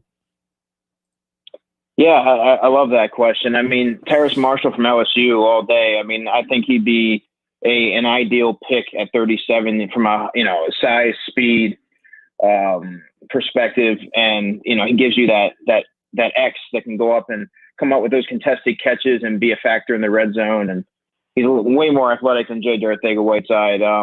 You also look a little bit further down, Diami Brown from North Carolina. You really like his vertical speed. Would like to see him become a little bit more physical. At the catch point, you worry about his route running a little bit. He wasn't asked to do a whole lot at North Carolina. There wasn't a whole lot of diversity in his route tree. So, but I mean, I think if you get him in that with the Eagles, with that support system with Patullo and Sirianni and Aaron Moorhead, I think he'd be just fine. Yeah, those are two guys that I would look at in that area. Yeah, let me. How deep do you think the receivers go? Like they have 2 third-round picks. Do you say, hey, you can get guys in the 3rd round, or does this start to taper off? Yeah, I mean, Tylan Wallace is going to be there. Dwayne Eskridge is going to be there. Now, they're different types of receivers. They're not going to fit that Terrace Marshall role from LSU on the outside, that physicality. But I mean, when you look at Dwayne Eskridge, he's a 4.3 guy, a little smaller, but he's twitched up, very good route runner. Elusive in the open field, he's just a dynamic player. So it all depends on what you're looking for. I mean, one thing's for sure. I mean, I think they need to upgrade from Greg Ward in the slot, get a more explosive player there. And should they go that route, a guy like Dwayne Eskridge would be good.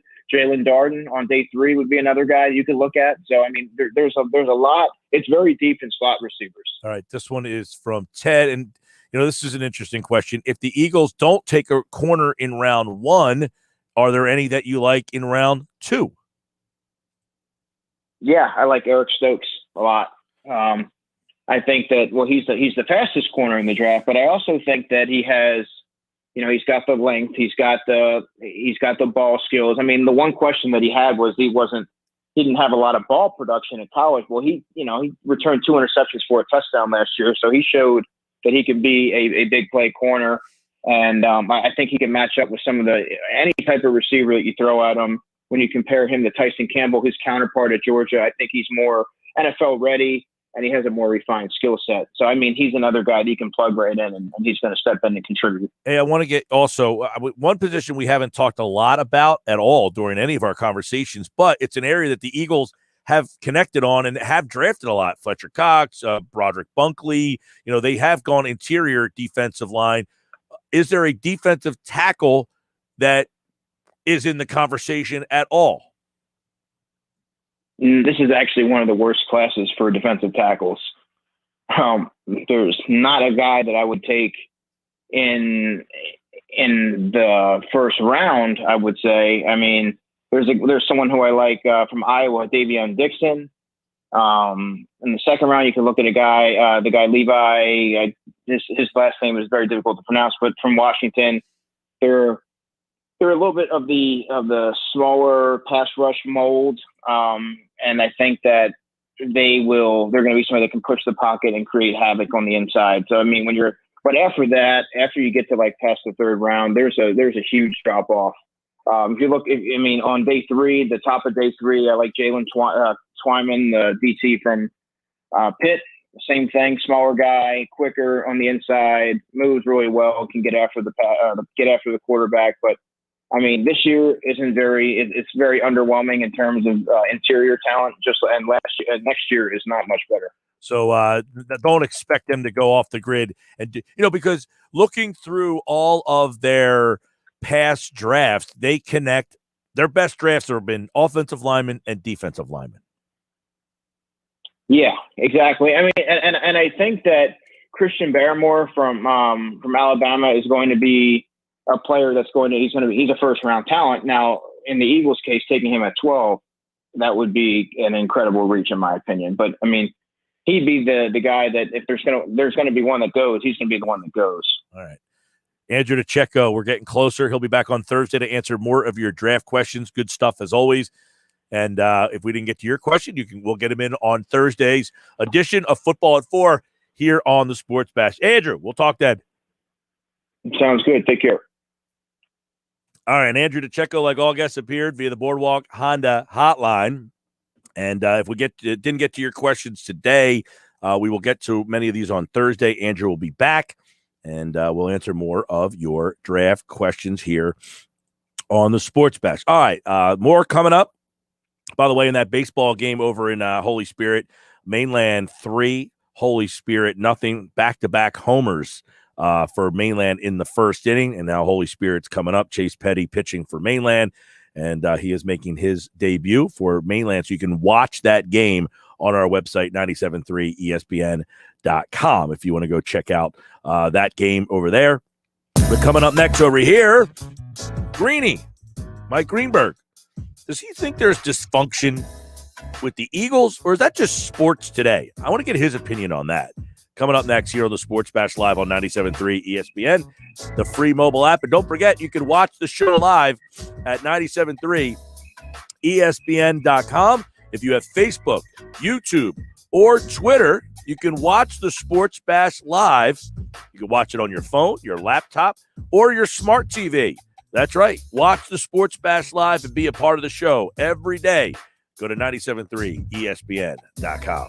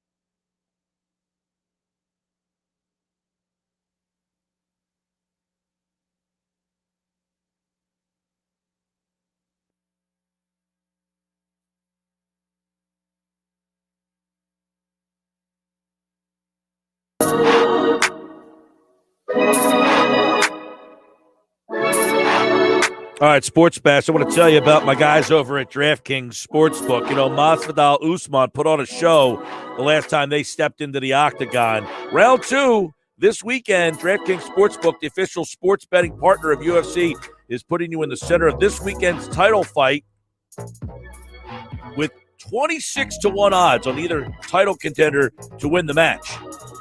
Pick either main event fighter to win at 261, and the DraftKings Sportsbook will give you 26-1 odds, $5 on either fighter to win, and if they walk out with the belt, you cash $130. No better way to put your MMA knowledge to the test.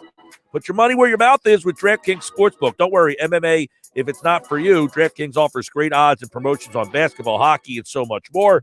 DraftKings, safe, secure, reliable. You can deposit and withdraw your funds at your convenience. Download the top-rated DraftKings Sportsbook app now and use promo code 973 when you sign up to turn $5 into $130 if the title contender of your choice wins. This weekend, that's code 973 and turn $5 into $130. Must be 21 or older. New Jersey only. New customers only. Restrictions apply. See DraftKings.com/sportsbook for details. Gambling problem? Call 1-800-GAMBLER. All right, coming up, Greeny's going to join me, Mike Greenberg from the show Greeny, right here on 97.3 ESPN. You guys have certainly been listening to Greeny over the years, a Jets fan, very passionate about his Jets. But I want to get into that and the state of sports. You know, when we talk about, you know, we saw that article about the dysfunction and the Eagles front office and the ownership and the organization. I think one of the things that gets blown out of proportion is because we're so close to this situation is that we, you know, I feel like there's a lot of dysfunction in sports. You got a lot of egos, a lot of personalities. You got a lot of people out there who want to say they're right. And we, you know, we love the Monday morning quarterbacking. I know more, you know more. I know how to fix things. And because we don't like certain people, we take it to the extreme. So what I see happening in sports right now, when I read the article about the dysfunction in the Eagles front office, that's not a surprise to me because I look at that as a problem in sports everywhere. So we'll talk to Greeny about it as he joins us in just a second here on the Sports Bash Live on 97.3 ESPN. Mike Greenberg will host ESPN's 42nd NFL draft telecast on day 1 and day 2.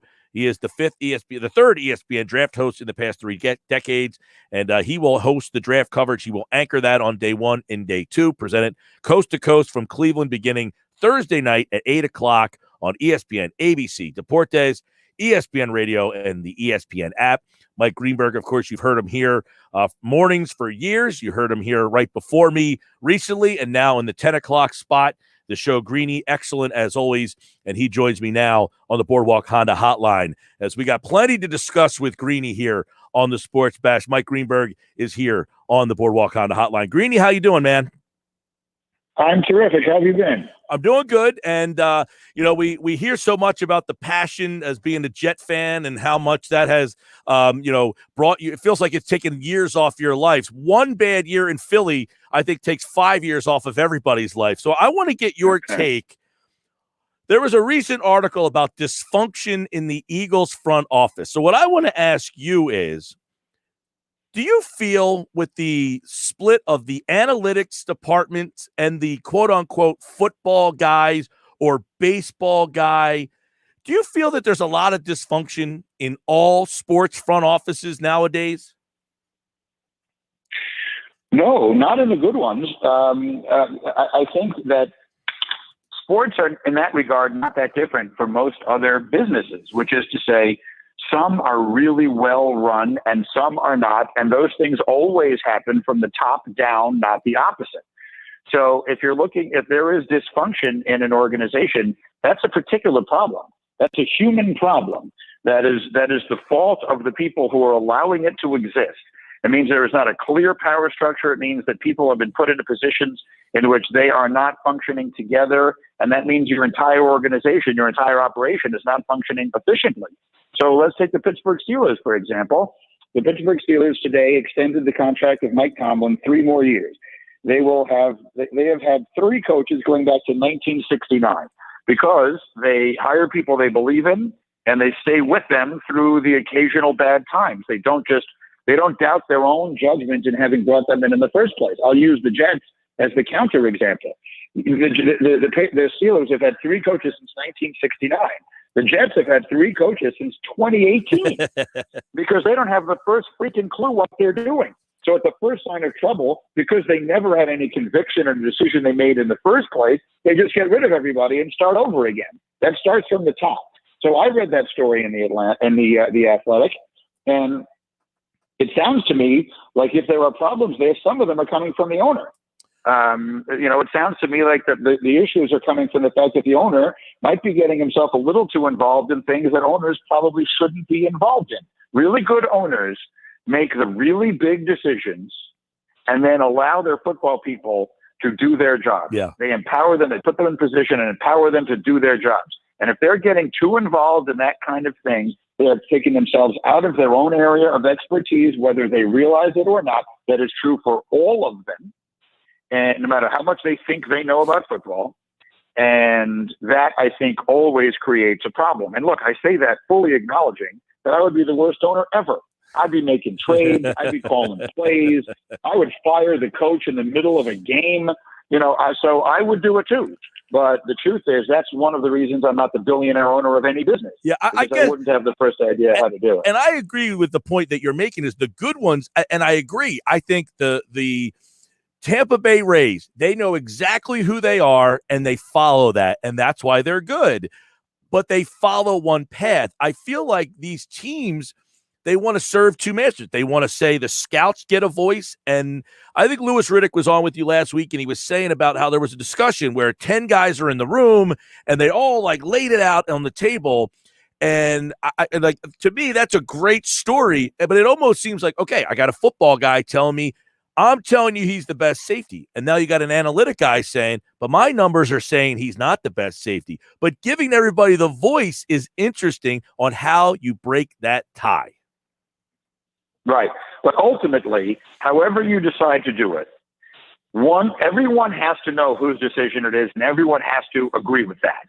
They don't have to agree with the decision, but you got to walk into a room in disagreement, and you got to walk out of it in agreement, which is to say, my job is I'll give you an example. I remember one time having a conversation with someone that I worked for, and I said, I was arguing like crazy about we should do something a certain way. And I think he thought that I was doing something I wasn't doing. And I finally said to him, look, I'm not demanding anything. I recognize this is your decision to make. So whatever you decide, I'll do to the best of my ability. But I think it's my job to tell you how I think it should work. And that's what I'm talking about, which is, so Louis Riddick is in that room and he's arguing like crazy to Joe Gibbs, we should take Sean Taylor, not Kellen Winslow. Right. And ultimately, that's what they did. But if it had gone the other way, Louis Riddick would have walked out the room and he would have said, I respect that it was that guy's decision to make, and I'll go back and do my job, and away we go. And in the good organizations, that's the way it goes. And in the places where the owner plays favorites and people are looking over their shoulder at other people and no one's quite clear on who's really in charge and all the rest of that, that's where you run into these kinds of problems. Yeah, and it's an odd, because I feel like, on baseball and football, maybe more so than the other sports, that the old school scouts don't respect the analytics. The analytic guys don't respect the old school scouts. You have this battle of, you need to use my information. I watched Moneyball for like the 15th time the other night when the scout's saying, like, you're going to use that guy's information over me. I've watched, 99 million games. And he's like, yep, we are. And I feel like that's where sports are. They're at this like collision course of my information is better than your information, but they can't figure out whose information to take. The owner doesn't know who to listen to because Jeff Lurie's been owning for 25 years. Analytics weren't here when he started, and he's trying to take their side of things. And it's funny because we get into this discussion a lot, Greeny. You'll like this. The Eagles win the Super Bowl. Howie Roseman's the GM. Well, of course, the fans hate Howie Roseman here. They can't stand him. So who won that Super Bowl for him? Joe Douglas. Joe Douglas built the team. Oh, Joe Douglas. Yeah. Oh, yeah. It was Joe Douglas who built that team, not said, well, then if Joe Douglas built the team, you got to blame him for the draft picks that have been a disaster. Well, no. You know why they like Douglas, Greeny? He's the football guy, and Roseman's the analytic guy. That's a fascinating thing. You know, it's fascinating to me that it goes that deep with the fans. Here's what I'll say. To me, life is an art, not a science, which is to say that there's too much of a human element in the things that we're dealing in that they cannot be explained purely with numbers. So the analytics are the science of it. And to discount them is a huge mistake. To discount them is to just fail to understand everything. It's to fail to understand the way anything really functions. Right. But to make decisions based exclusively on them, I think is also missing something equally important, which is to say things like football. You know, I remember one time seeing Bill Belichick and Nick Saban were doing an interview. I forget where this was. It was maybe HBO or I forget what it was. But they were sitting there and talking, and Belichick was saying, you know, I'm listening to all my coaches tell me we're not winning because we're not doing this, and we're not winning because we're not doing that. And finally, I just said to everybody in the room, shut up. We're not winning because we can't tackle. And that's what it's about. You know what I mean? Like, yes. It's not, at the end of the day, like I've got a spreadsheet with all these numbers on it. But if you can't tackle anybody, it really doesn't make a damn bit of difference. Yeah. And so I tend to believe that analytics are an important and intrinsic piece of the puzzle. But the ultimate decisions have to be made taking more than just that into account. Greeny will host the 42nd Draft, Day 1 and Day 2, Thursday and Friday next week on ESPN and all the platforms ABC. When you're hosting, what moment in that draft are you anticipating the most, other than number 2? Well, number 2, I think, is a foregone conclusion. So I mean, I think that the draft really will hinge on what happens at 4. Because if the Falcons either take a quarterback or they trade the pick to a team that will take a quarterback, then the quarterbacks are going to go super fast. I mean, you know, we'll have 4 down in the first 4 picks. We'll have 1 more sitting there that'll probably go 7 or 8 or 9. And then we're done with that. The intrigue is always, because drafts are always ultimately defined by the quarterbacks and where they fall to, if they start to fall. So if Atlanta takes Kyle Pitts, which is what I actually think is going to happen, and Cincinnati is going to take, I think, the offensive tackle, Penei Sewell, now all of a sudden you're getting into an interesting place. The Dolphins, who are picking where the Eagles were once picking, they get a chance to take, like, Jamar Chase. Maybe the Bengals take Jamar Chase. All these receivers start going, well, now all of a sudden, where do the quarterbacks go? Now all of a sudden we're waiting for a trade up. Now all of a sudden we're waiting, does New England trade up? Does Denver trade up? That, to me, is pretty intriguing. So that's kind of what I'm hoping for. I don't get to make those decisions, obviously, and I'll just follow the event wherever the event leads. But for the interest of intrigue, I'm hoping the quarterbacks slip a little. Again, I don't wish upon any of them to fall out of the first round, but that's not on the list of options. These guys are all going off the board in the first 10 picks. But I hope it's not in the first 6. You know what I mean? Like, I hope that there's at least a little intrigue with them at the top. I like to see all those quarterbacks out when Philly picks at 12. That means guys started to fall. Should be fun. Mike Greenberg will host Day 1 and Day 2, Thursday the 29th. It starts at 8, ABC, ESPN, Deportes, Radio, the app, everywhere you can find it. Mike's, by the way, celebrating 25 years with the mothership. It's been a ride. We've heard almost every morning show, midday show, afternoon show. Mike Greenberg, #Greeny here on the Sports Bags. Mike, appreciate it, man. Always good to talk to you. Thanks, my man. Thanks for having me on. Absolutely. Mike Greenberg, like all guests, appeared via the Boardwalk Honda hotline, and his take was a good one. Yeah, the good organizations don't have dysfunction, and I don't disagree with that. I think the problem is there's not very many good organizations because a lot of them can't figure out what their identity is right now. And that's basically what we got going on. By the way, over at Holy Spirit, Mainland 3, Holy Spirit 2. So the Spartans get 2 runs in the bottom of the inning off Chase Petty and have made that a 3-2 game. We'll keep you up to date. You can watch that game over on our website, 973ESPN.com. Good stuff from Greeny. This hour of the show brought to you by PropSwap, America's sports betting marketplace. Sell your sports bets and take your profit. Find out how at PropSwap.com or download the PropSwap app today. I'm Mike Gill. This is the Sports Bash. It's a Tuesday, which means it's a Tuesday with Thompson. The PT joins me at 5 o'clock. We'll have a little fun with him.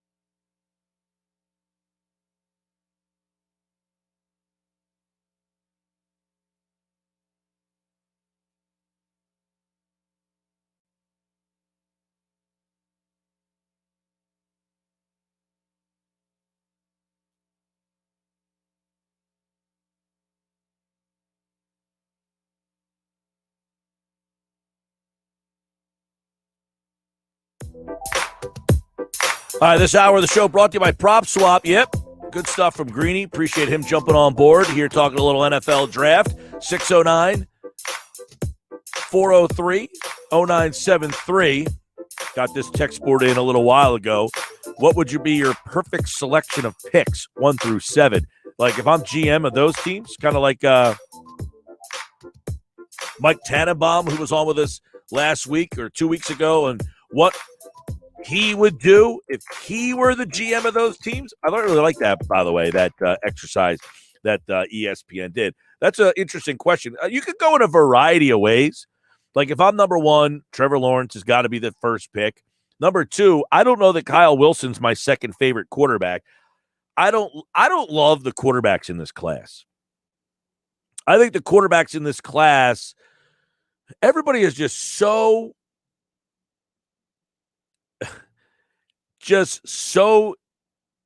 like obsessed with finding that quarterback. And I get it. Just because you're the first quarterback taken doesn't mean like you're the best quarterback. Just like last year, the first wide receiver wasn't the best wide receiver. But if you're taking the fourth quarterback, do you believe that the fourth quarterback is actually going to end up being the best quarterback? Because people do so much homework on the quarterback. So you wonder, when you are the team that gets, I don't want to say stuck with, but hey, I need a quarterback. 3 of them have already been taken, so I'm just going to take a quarterback. Do you believe in your heart of hearts that that's the best quarterback of the group? Or that you're just taking a quarterback because you need one? And that's where this whole conversation of need versus best player available. Do you really have that quarterback ranked as the best player available on your draft board? Or are you just taking him because you need a quarterback? So we always hear, take the best player available, take the best player available. Well, apparently the best player available in some instances is a quarterback. There's no way that that quarterback can be ranked ahead of, say, Micah Parsons or Jamar Chase, Kyle Pitts. I mean, if you look at big boards, people's big boards, Kyle Pitts is the number 2 player in this draft. So you're not drafting the best player available. You're drafting for need. We hear so much, oh, you got to draft best player available, except when it comes to the quarterback position. They always reach on the quarterback. So if I'm drafting, like if I'm the Jets, I wouldn't have traded Darnold to take one of these quarterbacks. I don't know that one of these quarterbacks is any significantly better than what Sam Darnold is. You know what stinks? My team around Sam Darnold. So now I'm going to get Kyle Wilson, and my team around Kyle Wilson's going to stink. Mel Kiper and Todd McShay, they did their 3-round mock draft. They went with Lawrence 1, Wilson 2, Justin Fields 3. I think Wilson will go 2.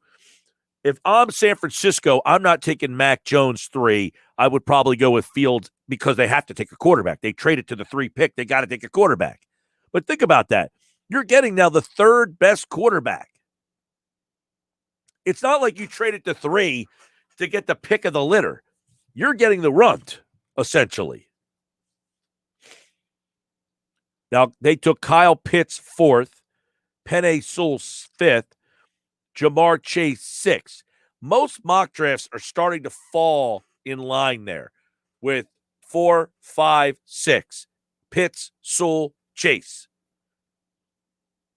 Now, Kiper projects a trade with New England at 7, going up with Detroit and taking Mac Jones. There's just a report just minutes ago from Adam Schefter, who says Carolina's now making calls to get out of that 8 spot. McShay has them taking Rashawn Slater, which would be good for Philadelphia. Denver at 9 taking a quarterback, good for Philadelphia. Patrick Surtain going 10, not good for Philadelphia. 11, Devonta Smith going to the Giants. And then the Eagles taking Jalen Waddle, which means you're essentially on the board with Jalen Waddle, J.C. Horn, Micah Parsons. they are your guys there. If that's a scenario that comes up, I think that's a very good scenario for Philly. You walk out of this with Jalen Waddle at 12, that's a good scenario. So the mock draft that they put out this morning is a good scenario for the Philadelphia Eagles. Can't really argue with getting one of the two wide receivers. If there's three good wide receivers in this draft, or three of the top wide receivers in this draft. Now, keep in mind, last year, there was Ruggs and Judy. They were, by most accounts, right, they were the best far and away wide receivers in the draft last year. Purple had Henry Ruggs, Jerry Judy, 1 and 2 on their draft board. CeeDee Lamb in there as well. None of those three turned out to be the best receiver, at least for one season. So keep that in mind. Everybody thinks there's the three receivers this year. Everybody thought there was the three receivers last year. Justin Jefferson, by most accounts, was the other guy. He was the fourth guy. Right? He was the fourth guy last year. So the Eagles would essentially be getting the third pick of wide receivers in this case. All right, Tuesday with Thompson on the other side. PT's here. This hour, I want to thank my friends at Prop Swap. If you're not prop swapping yet, you're not making the money you should be. PropSwap.com. Buy those futures bets, buy them, and post them at PropSwap.com or download the Prop Swap app today. If you're not prop swapping, you're not making the money you should be when you're placing your sports bets. By the way, top 3, Mainland 3, Holy Spirit 2. That game you can watch right now on our website, 973ESPN.com. It's in the top of the third. Mainland's got a runner on second with nobody out. All right, we're back with Tuesday with Thompson. The PT's here next.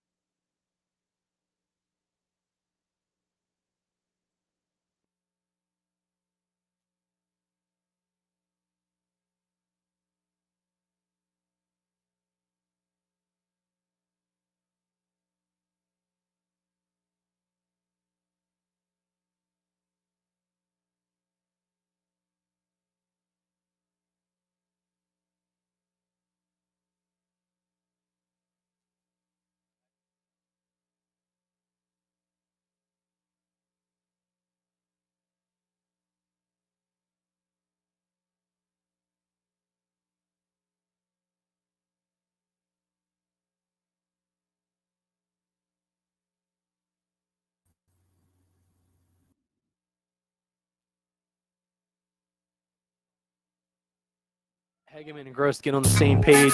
Looks like we're getting some help. All right, final hour of the show. It's a Tuesday with Thompson. The PT's here. That's fouled away. We will talk a little bit more with the PT here as Tuesday with Thompson on the Sports Bash. It's brought to you by your Delaware Valley Acura dealers for great deals on Acura's award-winning lineup. Shop online, DelValAcuraDealers.com. If you want to watch the baseball game, big game over in Absecon today, Mainland against Holy Spirit. Chase Petty is pitching against Dave Hageman, who's going to West Virginia. You can watch that game on our website, 97.3ESPN.com. 3-2 Mainland in the top of the third. A couple of back-to-back homers for Mainland, and Spirit got 2 runs back in the first. So it's 3-2.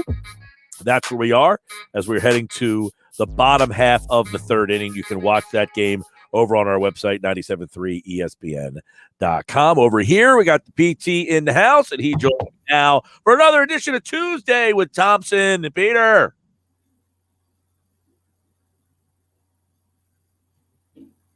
There we go. There's Pete Thompson. He just can't hear me.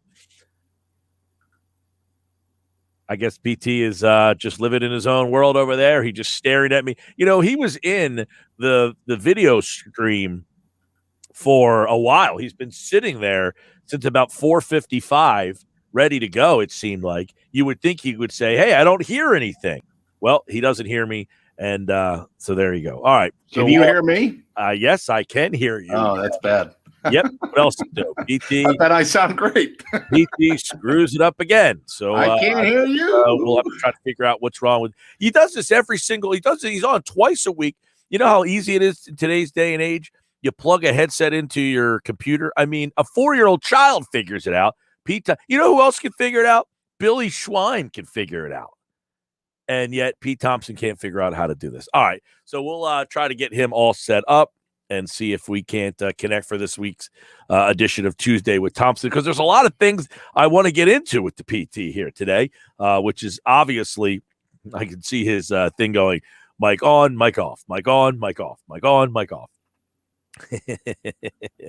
All right. So, by the way, Phillies lose last night 2-0, and let me see. I have not checked to see their lineup for tonight to see if they got something out there for today. I know they made a couple of moves today, a couple of different roster moves. They brought up some guys because of COVID. All right, here we go. The lineup tonight for the Phillies, they're going to bench the struggling Andrew McCutchen. So they're going with Joyce. Segura's in the 2-hole tonight. I was going to say, this is interesting, but no Hoskins. I was going to say, I like that, but Hoskins is not there. So it's Joyce, Segura, Harper, Real Muto, Miller, Bohm. So they're moving Bohm down. Moniak, Nick Maton is in that shortstop. I guess no Didi. So no Didi, no McCutchen, and no Bryce Harper in the lineup tonight for Zach Wheeler, who gets the start tonight for the Phils. And, of course, we will get you up to date on that. I think also the Segura in the 2-hole thing. We had Frank on earlier, and Frank was talking about the fact that, we had I said, the Phillies don't have a leadoff guy.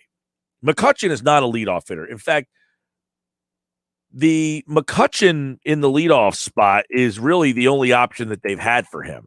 But they don't have another leadoff guy. We talked about this, I don't know. I think we talked to Frank or Bob about this, that if you ask McCutchen where he would like to hit in the order typically, I don't think leadoff is the spot that he would pick. The Phillies just don't have a legitimate leadoff hitter. They just don't have a guy that they can say, all right, you're the leadoff guy. I mean, you see it by hitting leadoff for them. And he's leadoff tonight. But this whole center field problem that they have, and now I think the batting lineup is something that Joe Girardi is going to have to start looking at. They just flat out aren't scoring runs. And they're leaving 8 guys, 6.9 runners on base per game every single night. I mean, they got some problems with the construction, I think, of this lineup. So that's something that they're definitely going to have to take a little, a look at here of who can hit in the leadoff spot. And I'm trying to find how many times. All right, so McCutchen, his career. Now, of course, he was the MVP of the league. He was the best player on the Pittsburgh Pirates for years there. He's really, not the same player. So I'm not saying that he should be hitting in the 3-hole. Now, the second most games he has hit leadoff, and I guess a lot of that is because of the 2 seasons. He missed the 1 season or most of the 1 season that he's played in the 3-hole 4,400 times. He has hit in the 1-hole 1,800 times. And most of those at-bats have been with the Phillies. So he is not a guy who has really been a leadoff hitter throughout his career. The problem is the Phillies just do not have a guy to hit in the leadoff spot. They just don't have another option. And I really can't even come up with an option. So I'll bring Pete Thompson into the conversation. I think we have him that can actually hear me now. I could hear you. You couldn't hear me. Yeah, I bet I sounded great. Your lips were moving, but I couldn't make out the words. It's the old Billy Madison line. Who's going to lead off for the Phillies? I don't know. They desperately need help. I'm saying they don't even have an option. Well, they're all messed up at center field, obviously, and I'm sure you've discussed that at length. I'm just happy I went to the game on Sunday that was the good game. I picked the one that was entertaining. I picked the pitcher's duel. I picked the gem. What happened yesterday was blech. And who knows what's going to happen tonight? Yeah, well, guess what? The team that they have right now, when you look at this team, it's essentially what you just said. One day you get the good day, the next day you get the bad day. And guess what? In the end, you get an 8-8 team. I think, there's a big difference on this team this year in the bullpen. Can we agree on that? Yeah, 100%. I think it's like night and day, And that said, I was one of the 10,000 at Citizens Bank Park on Sunday going, please don't bring out Neris. Please don't bring out Neris. Please don't bring out Neris. Let Aaron Nola get his job. Let him do what he was supposed to do. Game. You were at the Nola game? Yeah, I was at the Nola game on Sunday, and what a great treat that was. I'm glad that you were there because I had said on yesterday's show about the eruption from the crowd when Nola got the complete game shutout, right? How was it when, was it as loud there and did it seem like there was as much energy there as it was on television, that people were genuinely excited about the fact that they got to witness a complete game shutout, which is a rarity in today's game? I mean, here's the thing. Aaron Nola had never pitched in the 9th inning before. Here's Gabe Kapler in town, the guy that famously pulled him one time when he looked like he was going to throw a complete game. He'd had a couple of complete game 7 innings, but even he said afterwards on the broadcast, that doesn't count. 9 is what you want to go. I thought it was great. That was great. Listen, Aaron Nola is usually pretty dry, but for the first thing for him to say afterwards was, I was going to fight Joe if he was going to take me out. That shows that Aaron Nola has a sense of humor. That shows that Aaron Nola gets it. And I'll tell you what, Mike Gill, the fans understood too. I hinted, obviously, I think a lot of people were like, let's not have Neris come in and ruin this, right? Let's not have somebody come in and ruin it with one pitch and one mistake. And thankfully that didn't happen. I think there's an element of that, Pete, but I also think there is an element that fans appreciate good pitching. Okay, so you're a perfect guy to ask this. Yes. I have tickets to a Phillies game. Hey, Pete, you want to go to the Phillies game with me? What's your Who's pitching? Right. Who's pitching? Number one thing, who's pitching? Is it Matt Moore? No, thank you. Exactly. Right. I feel like baseball doesn't capitalize on that enough. The pitchers are everything. Who's pitching? You saw your crowd. Here's a guy who threw a complete game shutout, meaning the other team didn't score at all, and they went bonkers about it. And yet baseball is promoting pulling guys out at 77 pitches, getting into the bullpen, pitching 5 innings, and that's okay. Baseball needs to be promoting, we've got these electric arms. We've got this great pitching. You know what I'm saying? Yeah, and the other thing, too, is I was taking a look at the notes. Even though they lost last night, when I was taking a look at the notes, I saw that that was the first time a Phillies pitcher last night hit over 100 since Ken Giles, right? Since 100 Mile Giles was able to do that. That Sam Coonrod struck out Wilmer Flores in 101 mile per hour fastball. Market the pitchers, for God's sakes. But, then again, you and I are old enough to remember that commercial. What was it? Tom Glavine and Greg Maddux, right? Chicks dig the long ball. You remember that one? Right. But that's my point is, baseball, who has never been accused of being very good at promoting their own game, they chose to promote the long ball. They are choosing to promote this launch angle and the exit velo. You listened to a Phillies game on the radio the other day. I'm listening to the game on the radio, and Larry Anderson reads a thing, Bryce Harper hit a home run. The exit velocity was 111, and the launch angle was 87. And those stats are I said, really? Yeah. But it was a sponsored element. That's why. Do you think Larry Anderson, being L.A. old school, do you think he gave a bleep about any of those stats? No. But he's getting paid to say that those are the stats brought to you by. I totally understand that. I totally get that part, that he doesn't care. But my point is, neither does anybody listening. Yeah. And baseball is trying. They're adding that to the broadcast. Hey, that home run was an exit velocity of whatever. I don't care, and neither does anybody else. But your game was a great example of what people did care about. And you saw the reaction when people when the Mets pulled DeGrom with 77 pitches. This is the best pitcher in baseball, and you're telling me he can't pitch more than 80 pitches in a game? It's unbelievable, isn't it? It's a shame, and you're right. I mean, it speaks to the audience, too. Like, Phillies fans are passionate fans. Phillies fans understand, I think, the game to a degree, maybe not all the little nuances, but they understand there's stuff you miss, like in the ballpark. There was a play where a ball got hit in short, and I thought I saw it with my naked eye, but I had DVR'd the game, and when I came home, it like hit Alec Boehm, I think, or somebody in the foot, and so, you're automatically out. That's the end of the inning, and you miss some of those things sometimes when you're at the ballpark. The one thing I didn't miss, Mike Gill, was after a day off, Bryce Harper went, that was off his bat, no doubt of frickin' about it, way out of there, upper deck home run, and that's all Aaron Nola needed, which was awesome. Like, that's old school, low scoring National League baseball that I love. Yeah, I agree with that, and I hope that that baseball kind of figures that out, that pitching is cool and that fans love great pitching. You just said it. Hey, Pete, you want to go to the game? Who's pitching? That's the question that most people really seriously, like, you don't say, hey, who's hitting in the 3-hole? Right. Right. No, you don't. Right. Who's leading off, or what's the batting order? You don't ask any of that. The number one question you ask is who's pitching. Speaking of which, the batting order for tonight is out. It's Joyce, Segura, Harper, Real Muto, Miller, Bohm, Moniak, and Nick Maton is in the 8-hole for Zach Wheeler. Ooh. There you go. Yeah.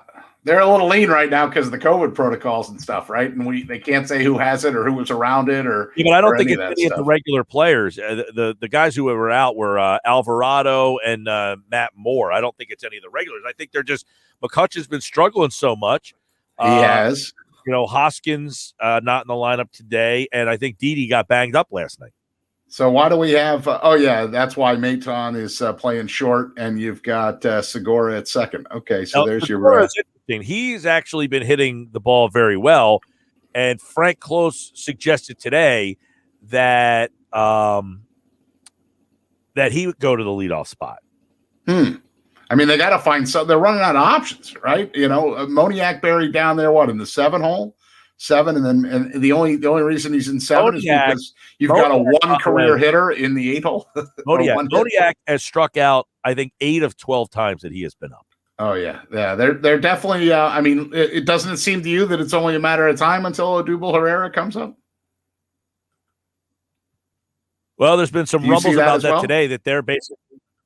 I think there's been rumbles out there today that they're basically at their wits' end with what they're going to do. They've already burned through 3 center fielders in 15 games, 16 games already this year. They've gone through 3. I understand you can't plan for a center fielder that has off the field issues and decides to just maybe walk away from the game, right? You can't plan for that. But Roman Quinn with 1 hit, Adam Hazley on a leave of absence, and then Mickey Moniak.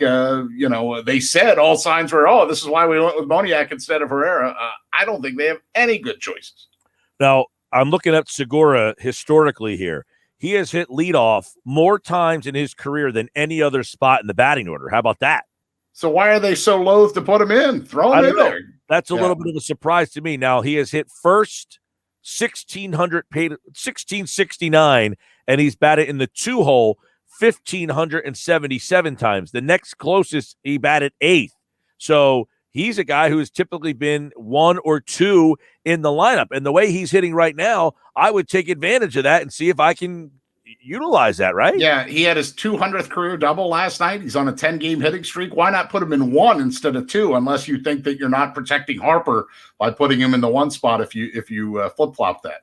Well, there's so many, like, I mean, I look at this batting lineup so many times. I hate what they do with Hoskins in the 2, but I get it. Like tonight, I probably would go Segura 1. I don't know who's pitching for San Francisco. I can tell you that in a second. Keep talking. Right-handed or left-handed? Try to find that information. I think it's Logan Webb, I think, is pitching for San Francisco, but I don't know if he's a left-hander or a right-hander. Logan Webb is a right-hander. He's 0-1 with a 4.76 ERA. All right, so with that information, I'd probably go Segura 1. See, I like Bohm. I'd hit Bohm 2. I just think Bohm's such a smart hitter. He doesn't strike out. You know, he puts the ball in play a lot. He does put the – now, see, I took that away from Sunday's game. Like, I think Bohm – and I have to go back and look at the box score from Sunday's game when they won 2-0. But I think Bohm might have been 0 for 3 or something like that. But every ball that he hit, including one that he hit off the right field wall, he was 0 for 3 in the game. But he did have he did have an RBI, a sac fly. If you look at Bohm's game and you just looked at the box score, you'd think like, oh, 0 for 3, there's Alec Bohm struggling. No, he played great in that game, in my opinion, because every time he did put the ball in play, including the one that looked like with anybody else, it could have been a double. I mean, the guy for the Cardinals basically face planted. It wasn't Aaron Rowand, but I mean, he basically went full force into the Rothman sign there and right to make a catch. So I thought Alec Bohm's hitting the ball fine. No, he puts the ball in play. He goes the other way. He's a smart hitter. He'll advance runners. He's an old school kind of hitter, and I guess that's why the people today aren't all that excited or enamored with him. But I'd go Segura, Bohm, Harper, Real Muto. I mean, the rest of this lineup is kind of tough because you don't have everybody playing. I'd probably go with Joyce, then Miller, and then Moniak and Maton. But, I mean, Moniak, he's another one. I mean, I don't know how much longer you give him.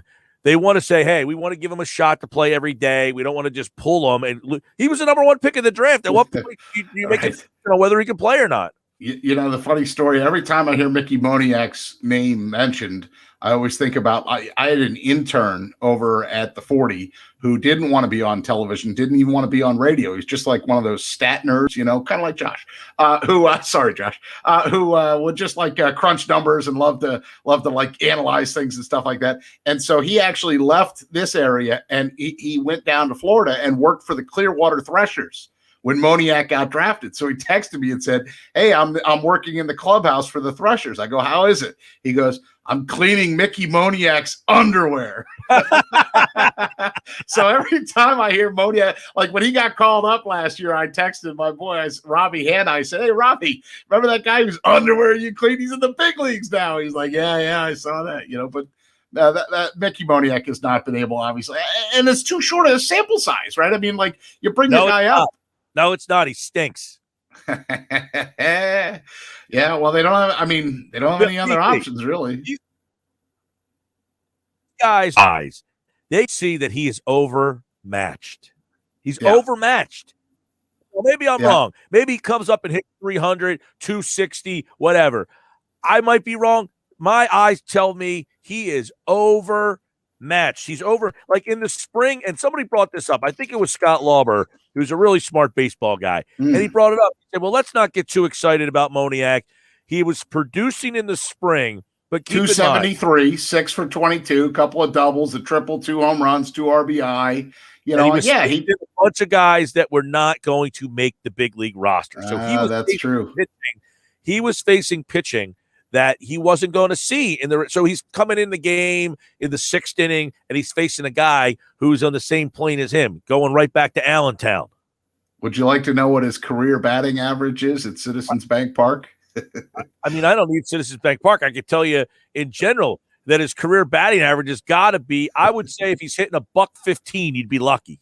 At the park itself, he's 0-48, 1 for 21 in 9 games at Citizens Bank Park. He's 22 years old. I'm not saying that he can't. My opinion, no, he cannot play at this level. There are guys, Ronald Acuna Jr. is 22 years old. He's been hitting in this league since he's 20. Right. Number one pick in the draft. If you can play, you can play. These kids can come up and play. The kid in Washington, Soto. These kids can play. This kid can't play. He can't play. And for the Phillies to continue to put him out there is a disservice to any other minor league player who's waiting for their turn behind that stiff. Yeah, I would agree with that 100%. I mean, that's what this is what you're faced with, though. You've got Roman Quinn on an 0 for 13 streak. You've got Mickey Moniak on an 0 for 12 streak, and you've got Adam Hayes on a leave of absence. There you go. That's your center field. Right. And by the way, I don't know if you saw this today. Scott Kingery down at the alternate site. Oh, God. Did you see those numbers? Yeah. What was it? 1 for 24 with 12 strikeouts? Yeah. Yeah. Way to go there, Scott. Scott's totally messed up. They messed up his swing. They broke down his swing. They screwed up his swing. Well, they tried to make him a launch angle swinger. Correct. Yeah. 1 for 26 at the alternate site with 12 strikeouts. Right. He's a mess. Gil, you played the game. Is baseball mental? Just a little bit. Just a little bit. They've essentially they ruined an actual big leaguer. Well, think about this. And this is why the organization's got some problems. They put a lot of eggs in the Kingery basket thinking this is a young player. Think about this roster, PT. The money they're spending on them because they have none of their own homegrown guys. They have to keep going out and spending money. Segura gets paid a lot of money. You had to pay Didi Gregorius a lot of money because you have no shortstop. McCutcheon's making a boatload of money. Bryce Harper makes a significant amount of money last time I checked. Yeah, a bajillion. Real Muto makes a lot of money. 5 of your regulars, you had to go out and pay money to come here and play. By the way, Herrera makes decent money in center field that you're not using right now. The only 2 guys that don't make any money are Hoskins and Bohm, and Hoskins is going to be his deal's up. So you need Kingery, who makes decent money too, by the way. Yeah, because they gave him that guaranteed contract. Like that's how they put him onto the roster when they first. Yeah, that was the big investment. Right. So they need guys like Moniak to be able to come through the system that don't make a lot of money so that they can not have to keep spending money to replace these guys. But that's where you get killed a lot. And by the way, they spent a lot of money on Wheeler and they spent a lot of money on Nola, and they're going to have to pay Eflin if he has a good season. So they need a guy like Moniak, a young player that can play, but he can't. He can't play. I'm sorry. I can't sit here and continue to watch this happen. So you're writing him off. He's done in your book. If I'm guessing, you're telling me make a guess, he can't play. Well, he's playing in the 7-hole tonight. We'll see what happens. All right, stay there, PT. We'll do another segment coming up Tuesday with Thompson here on the Sports Bash Live, 97.3 ESPN, the Feet mobile app. And, of course, you can watch the show live on our website, 973ESPN.com, through Facebook, YouTube, and Twitter. When we come back, I got some other things I want to whip around with PT on. By the way, that baseball game, it's now 5-2. Mainland is leading Holy Spirit. You can watch that game on our website, 973ESPN.com. It's 5-2 in the top of the 4th. We'll be back with more.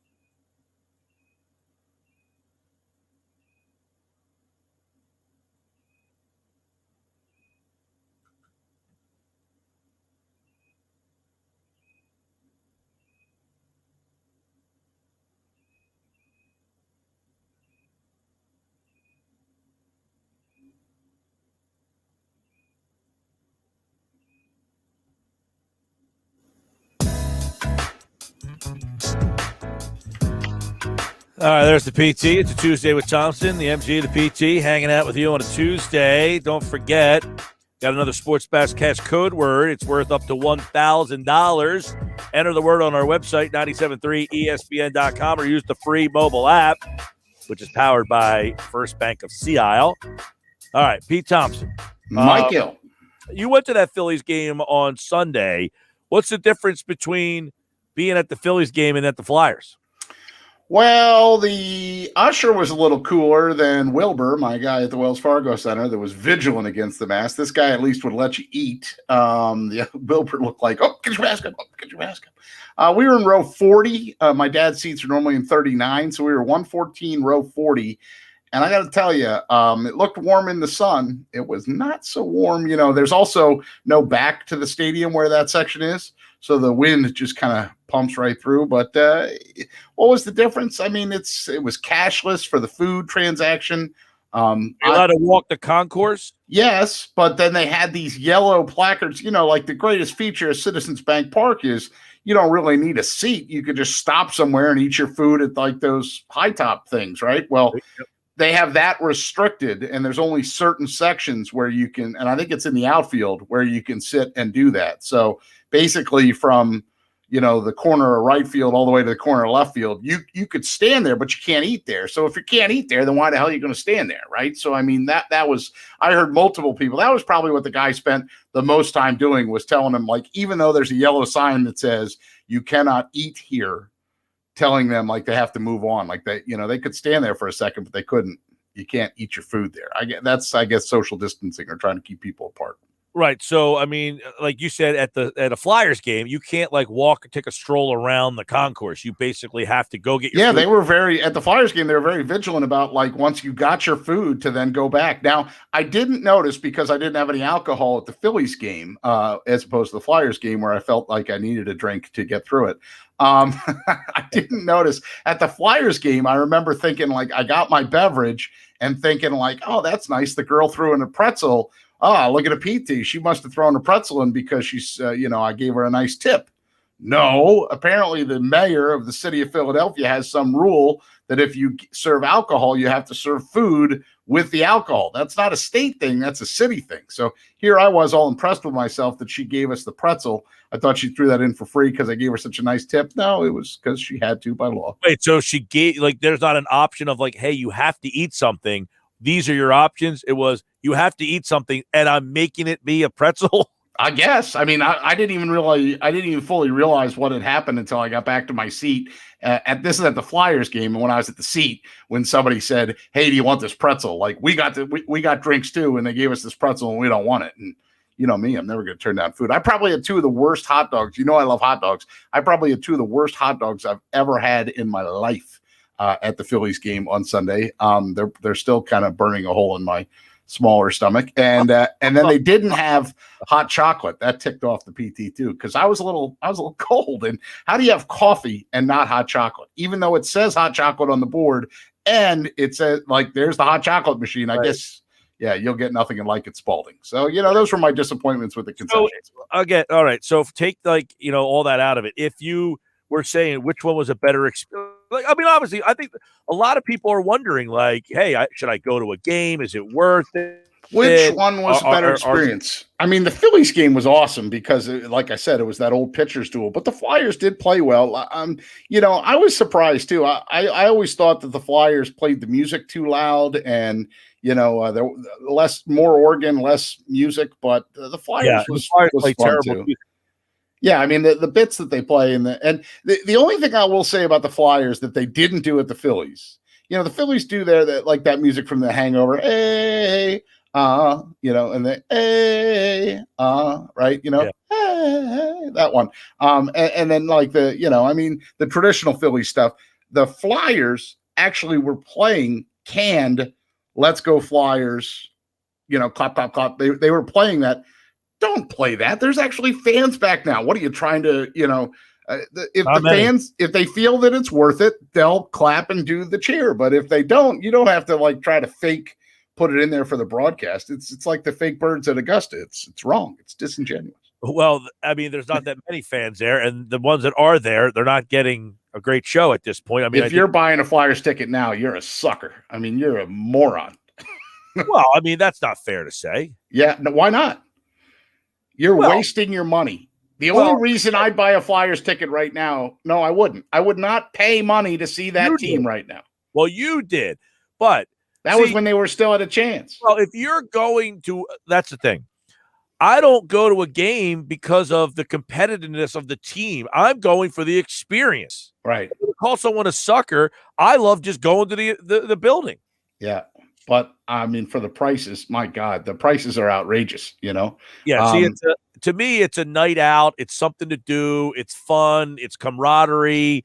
It's all of that. It's not, I want to go see, I'd like to go see the Flyers win, but if I'm going, it's that is secondary for a regular season game on Tuesday night in April. I mean, if you're a real hockey geek like Durso and I are, I'd like to see Jackson Cates, the center. I'd like to see the new defenseman Cam York that they finally signed to that contract. You know, I love the Wade Allison story was nice last weekend. Tanner Lachinsky, you know, I'd like to see some of these young guys. And what I'd really love to see is in the offseason, if they leave Voracek unprotected and somebody actually takes him. Like if Seattle took him in the expansion draft, that'd be they're leaving him unprotected, but I don't think Seattle will touch him. I was gonna say I don't think there's any question that they're going to leave him unprotected. I also don't think there's any question that he's not going to get picked up. Yeah, I mean, who would? All right, what about Giroux? His contract's up after next year, so these are the options. Do they let him walk, or do they sign him to another deal and have him be a forever Flyer? Oh yeah, no, I don't see that being the case. I mean, because then he'd have to give him some sort of hometown discount or something, and he hasn't demonstrated any inkling to want to do that. You know, demonstrated an inkling to do anything. I mean, his numbers. Look, his numbers are still competitive. He's still a good NHL player. He's just not the great NHL player. And then the bigger thing is the motivation in the room. Like, you know, I mean, how much do you put that on him? He is the captain after all, and he's been there for the entire reign of almost but not quite. You know, I mean, do you blame Claude Giroux for the fact that, you know, every defenseman except for maybe Provorov has regressed? Do you put that on him? Giroux doesn't play defense. Look, this isn't a blame Giroux session. My question more is his contract will be coming up. He's been a great Flyer. I'm not saying he's the best, the worst. He's been very productive. But the team hasn't won skedaddle with him. So when his contract is up, do they view him as a forever Flyer? Yes, let's bring you back. Or, hey, thanks for your 14, 15 years. And if you want to keep playing, you're going to have to play somewhere else. That to me is very intriguing. Yeah, no, and I think it would be more toward the latter, you know, or almost maybe they have a conversation with him at a certain point and say, listen, we know you have this, you know, sort of like Ray Bourque was later in his career, you know, do you have a conversation with a guy and say, listen, we know you want to go out with a cup. You're not going to win it here on South Broad Street. Do you want to win the cup? Then why don't you accept the deal, waive your no trade clause, and go to one of these rental situations? Oh, that whole thing. We talked about that at the deadline, Pete, has anybody even asked him? Yeah. Hey, no, not currently because he has another year. But see, now you're given the scenario of next year when he's in his final year, what sort of options do they have? And again, still the no trade, but I think because it's his final year, that's where you can have a discussion with a guy and say, listen, you know, we're not playing, we're going young. You see what happened last year. We see where we are this year. You know, I know you probably want to be a Flyer for life, but this is the reality of the NHL in 2022, which is what it'll be next year. And I think they have that conversation with him. I think they finally do. We got this text board here. Text message on the text board. It says, first, let me say thank you for the tickets to the Flyers on Sunday after Pete nice. called the guy a moron for going to the game. I didn't call him a moron. He got him for free. That's genius. That was Pete Thompson, by the way. I say anybody who goes to the game, I have no problem with that. I would not call you a moron. How dare you? You tell me all the time to have a stand, take an opinion. I finally take one, and now you're browbeating me. Hey, I'm not browbeating. I'm just saying that you called that gentleman a moron for going to I didn't call him a moron. His tickets were free. I said the people that paid for their tickets are a moron. By the way, we'll have more tickets to go to Sunday's game on Thursday. I'll be lining up. What's the number? He says, by the way, I found the experience of the Wells Fargo Center to be quite enjoyable. I was able to walk the concourse, check out the stores, and get food. Was able to have my mask down while eating. I did hang out on the concourse for a few minutes, but was not told to go back. The kids enjoyed Gritty. So he sounds like he had a different experience than you. Could Maybe be. you were the guy that called people morons for going to the game and said, get your ass back in the seat. I said the ones that are morons are the ones that paid for their tickets. This guy was genius. He won them from you. It's a genius move. Well, I mean, you said anybody's going to this game to watch this team now, which, by the way, is out of it, right? You sent me this playoff thing today in my email. I said, is that the first time you've seen that grid? That they do this every year. No, I've seen that grid. No. But do you think I need to look at that grid to find out that this team is not making the playoffs? No, I just thought that you would appreciate certain facts about it that, God bless the NHL, like they still have the Devils on there, the quirks in the schedule that after a couple of games at the Rangers twice, that they play the Devils 4 times, then Pittsburgh twice, then Washington twice before they wrap up, and then there's certain things in the schedule too. If you go through all 4 of them, the best team in hockey right now, points wise, is Vegas. But if you look at Colorado's in second in the West. The Avalanche would be the first team in any of the other divisions. The Avalanche would be first in the East. They'd be first in the Central, and they'd certainly be first in Canadianville, Canada, where Toronto's on top by 4 points over top. That looks like Winnipeg. So, yeah, I just thought you'd like to see the whole league, too, a little bit, instead of just dumping on the Flyers, which are easy to pick on because they're not good. No, I don't really care about the rest of the league, Peter, but thank you for sending me that. Well, I thought it was very comprehensive. Thought I'd just tee it up for you. Listen, I just push stuff along to you. It's up to you whether or not you choose it. Yeah. It's completely up to you. And how did we make it all to this way, the point in the conversation, and not bring up the fact that you and I argued? You said one time we were in the studio together and you said, what NBA player do you want to start a team with? And I picked Steph Curry, and you ripped me for at least, I don't know, a 4-hour radio show. The entire 4 hours you kept hammering KD, Kevin Durant, KD. I'm sorry. Did you watch the Sixers game last night and that freak of nature and what he was doing? Yeah, I did watch the game. I don't remember that conversation. I'm not. I remember it like it was yesterday. You crucified me for picking Steph Curry. I still pick Durant over the Curry that we're getting right now. If you gave me that for 82 games, no, I'm not getting that for 82 games. Again, I'm not. I said Curry is the greatest shooter that we've ever seen. He's the best shooter we've ever seen. But he doesn't shoot 10 of 17 from 3-point range every night of the week. Come on. No, but he's been unbelievable. It was, as much as I hated seeing it against my quote unquote my team, it was pretty fascinating to watch yesterday. Who's the most entertaining play? If you could say, I want to watch this guy for 82 games, would it be Joel Embiid or Curry? See, now that's a tricky one because I do like big men in a game that now has basically gone away from the traditional big man. That's why Joel is such a unicorn to me. But that said, just like in the baseball analogy where the home run is king, the 3-pointer is king in the NBA. And man, the guy, it looks like he can hit him from half court. Pulling up from 30 feet like last night, that's a different thing. That's a different and that one that he did to beat the buzzer, it's ridiculous how good this guy is. I said in the beginning, what is underrated about Curry is his ability to just run around and get open when he doesn't have the ball. That's an underrated skill. Is without the ball. And I said, chasing him around is like the uncle who says, I'll watch your nephew for you. And he's running around the backyard. By the end of it, like, my God. I'm exhausted. Yeah. I don't remember it like this with my own kids. Yeah, what's he got? 49 points on 10 threes, 47 on 11, 33 on just 4 threes. That's the anomaly. 42 on 11 and 53 on 10. That's going back through the last 5 games. No one in NBA history has made more threes, 46 in a 5-game stretch. It's unbelievable what this guy is doing. Unbelievable. And by the way, Pete Thompson, like August, appeared via the Boardwalk Honda hotline. That'll do it for today's edition of Tuesday with Thompson. All right, Peter. All right, man. We'll talk to you on Friday. Happy Hour Friday. Don't forget that. And, of course, Pete Thompson, like August, appeared via the Boardwalk Honda hotline. I want to tell you about my friends over at Trifecta Therapeutics. Yep, the people at Trifecta Therapeutics, they do it differently. I'm pushing the buttons. Josh is pushing the buttons. Pete's going in. Pete's going out. My My allergies are just absolutely wrecking me right now, so I apologize for that. But I'm doing my best to try to get to the end of the line here. Trifecta Therapeutics, though, they're a great job, and they're going to be on with us on Thursday to tell us some more information. I want to talk a little bit about Lane Johnson and Brandon Brooks' ability to play this year, because the OTAs would be going on right now. So I want to talk to them about that. But they can do it for you, too. They got great treatment plans, methods to get you feeling better, playing better, and, of course, staying better. It's this time of the year. You go outside. It's nice out. You want to get in the driveway, start cranking up the basketball again.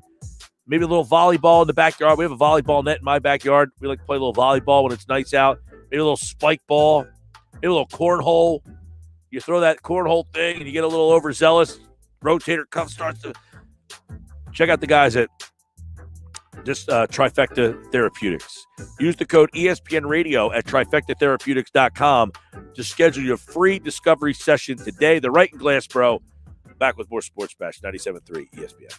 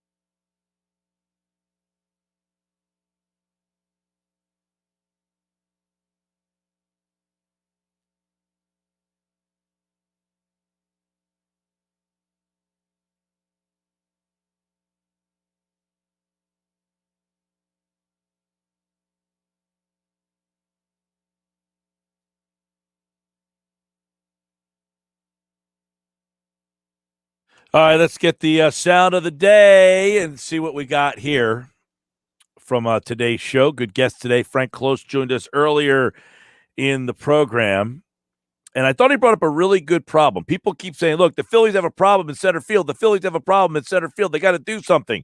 Well, there's a reason why they're not. Problem is, nobody's making a trade right now. There's the teams that are the quote unquote bad teams are kind of hanging in it. If you look at the numbers, so where do you get somebody? I mean, teams have there might be some nice guys that are in AAA somewhere that you might be able in the past you might be able to get, but everybody's worried about COVID outbreaks. They don't want to subtract from their alternate site right now. That was the point of the whole comment. Everybody's worried about the COVID outbreaks, and they got to have depth in the minor leagues or this alternate site in case that happens. The Phillies just had to bring 3 guys up. And you mentioned the depth of the minor leagues. They also have to have minor leagues get started. Remember, they're still playing these alternate site games. When they actually start having minor league games again, it'll be a different story as well. Mike Greenberg joined me. We've been talking a lot about dysfunction in organization, analytics versus football and baseball guys. Life is an art, not a science, which is to say there's too much of a human element in the things that we're dealing in that they cannot be explained purely with numbers. So the analytics are the science of it. And to discount them is a huge mistake. To discount them is to fail to understand the way anything really functions. But to make decisions based exclusively on them, I think is also missing something equally important. I like that. Life is art, not a science. I love the fact that he says, look, you can't make decisions purely on the numbers. But if you ignore one or the other completely, you're going to be missing something. And it's a perfect way of laying it out. The people who get bent out of shape about the football versus the analytics are also the people who don't want to see the other side of the argument. Which is? That you need both. Both have value. You can't, listen, there's no way. It's like, remember you mentioned Moneyball the other day, how, Billy B was like, I can't listen to these cranky old guys telling stories from about 40 years ago. No, you need both sides of the coin. Scott Hatterberg was a productive baseball player, and the analytics said you should hit him at a certain point in the batting order and play him at first base. Well, the analytics said that Hatterberg was a good player. The scouts were saying he was done. But not so much done. He had an injury. Right, he had an injury. Right. He wasn't done. He couldn't play. He couldn't catch anymore. Right, but that's why Billy Bean said, what about first base? Right. But he valued him because the analytics say, well, they valued him because he had a high on-base percentage. And the analytics say if you're on base a lot, then that's very productive. Right, that's a sign of productivity. Greeny, dysfunction, where's it stem from? Sports are, in that regard, not that. I seem to have this problem a lot here recently. Let's see. Sports are, in that regard, not that different from most other businesses, which is to say some are really well run and some are not. And those things always happen from the top down, not the opposite. So if there is dysfunction in an organization, that's a particular problem. That's a human problem. That is the fault of the people who are allowing it to exist. It means there is not a clear power structure. It means that people have been put into positions in which they are not functioning together. And that means your entire organization, your entire operation is not functioning efficiently. I agree with what he's saying, but I also agree that there is a disconnect. The owner wants to listen to both sides. He doesn't want to shut either side down. That's the problem. That's where the innate issue comes in, is the dysfunction is a top-down thing, but the owner has had success listening to them. He also values them, and he doesn't know who to tell no to. But that's bad management. More power to. But that's poor management, because what he needs to do is he needs to tell them to work together. But I don't think he has. That's the problem. I also don't think he has. Why would the owner, just because he owns the team, have the answer to how they coexist? Well, that's why you hire somebody to do. Who would have that answer, by the way? There should be a boss above those people. But see, this is where between Lori and those people. See, I feel that we're in a in-between spot there's always that in-between spot, like in life and in everything, where there's that, where everything switches from the way it was to here, and I think we're in that in-between. You know what I'm saying? Well, Jeffrey Lurie used to have a guy named Joe Banner who was that guy, and then he got rid of him so he could have direct contact with Howie Roseman. They don't have that in-between guy anymore. They don't have the guy who sits there and says, I'm going to be the mediator between the two sides. The evolution of marrying the analytics side and the football side together, I don't think has been perfected yet by anybody. And I think some people don't want to perfect it. I don't either, but I think the sides that lead heavier one way or the other are the ones that are working right now. The ones that are trying to let them coexist are the ones that are having quote-unquote dysfunction. Game night's up next. Brian Toporek will talk a little NBA and Sixers.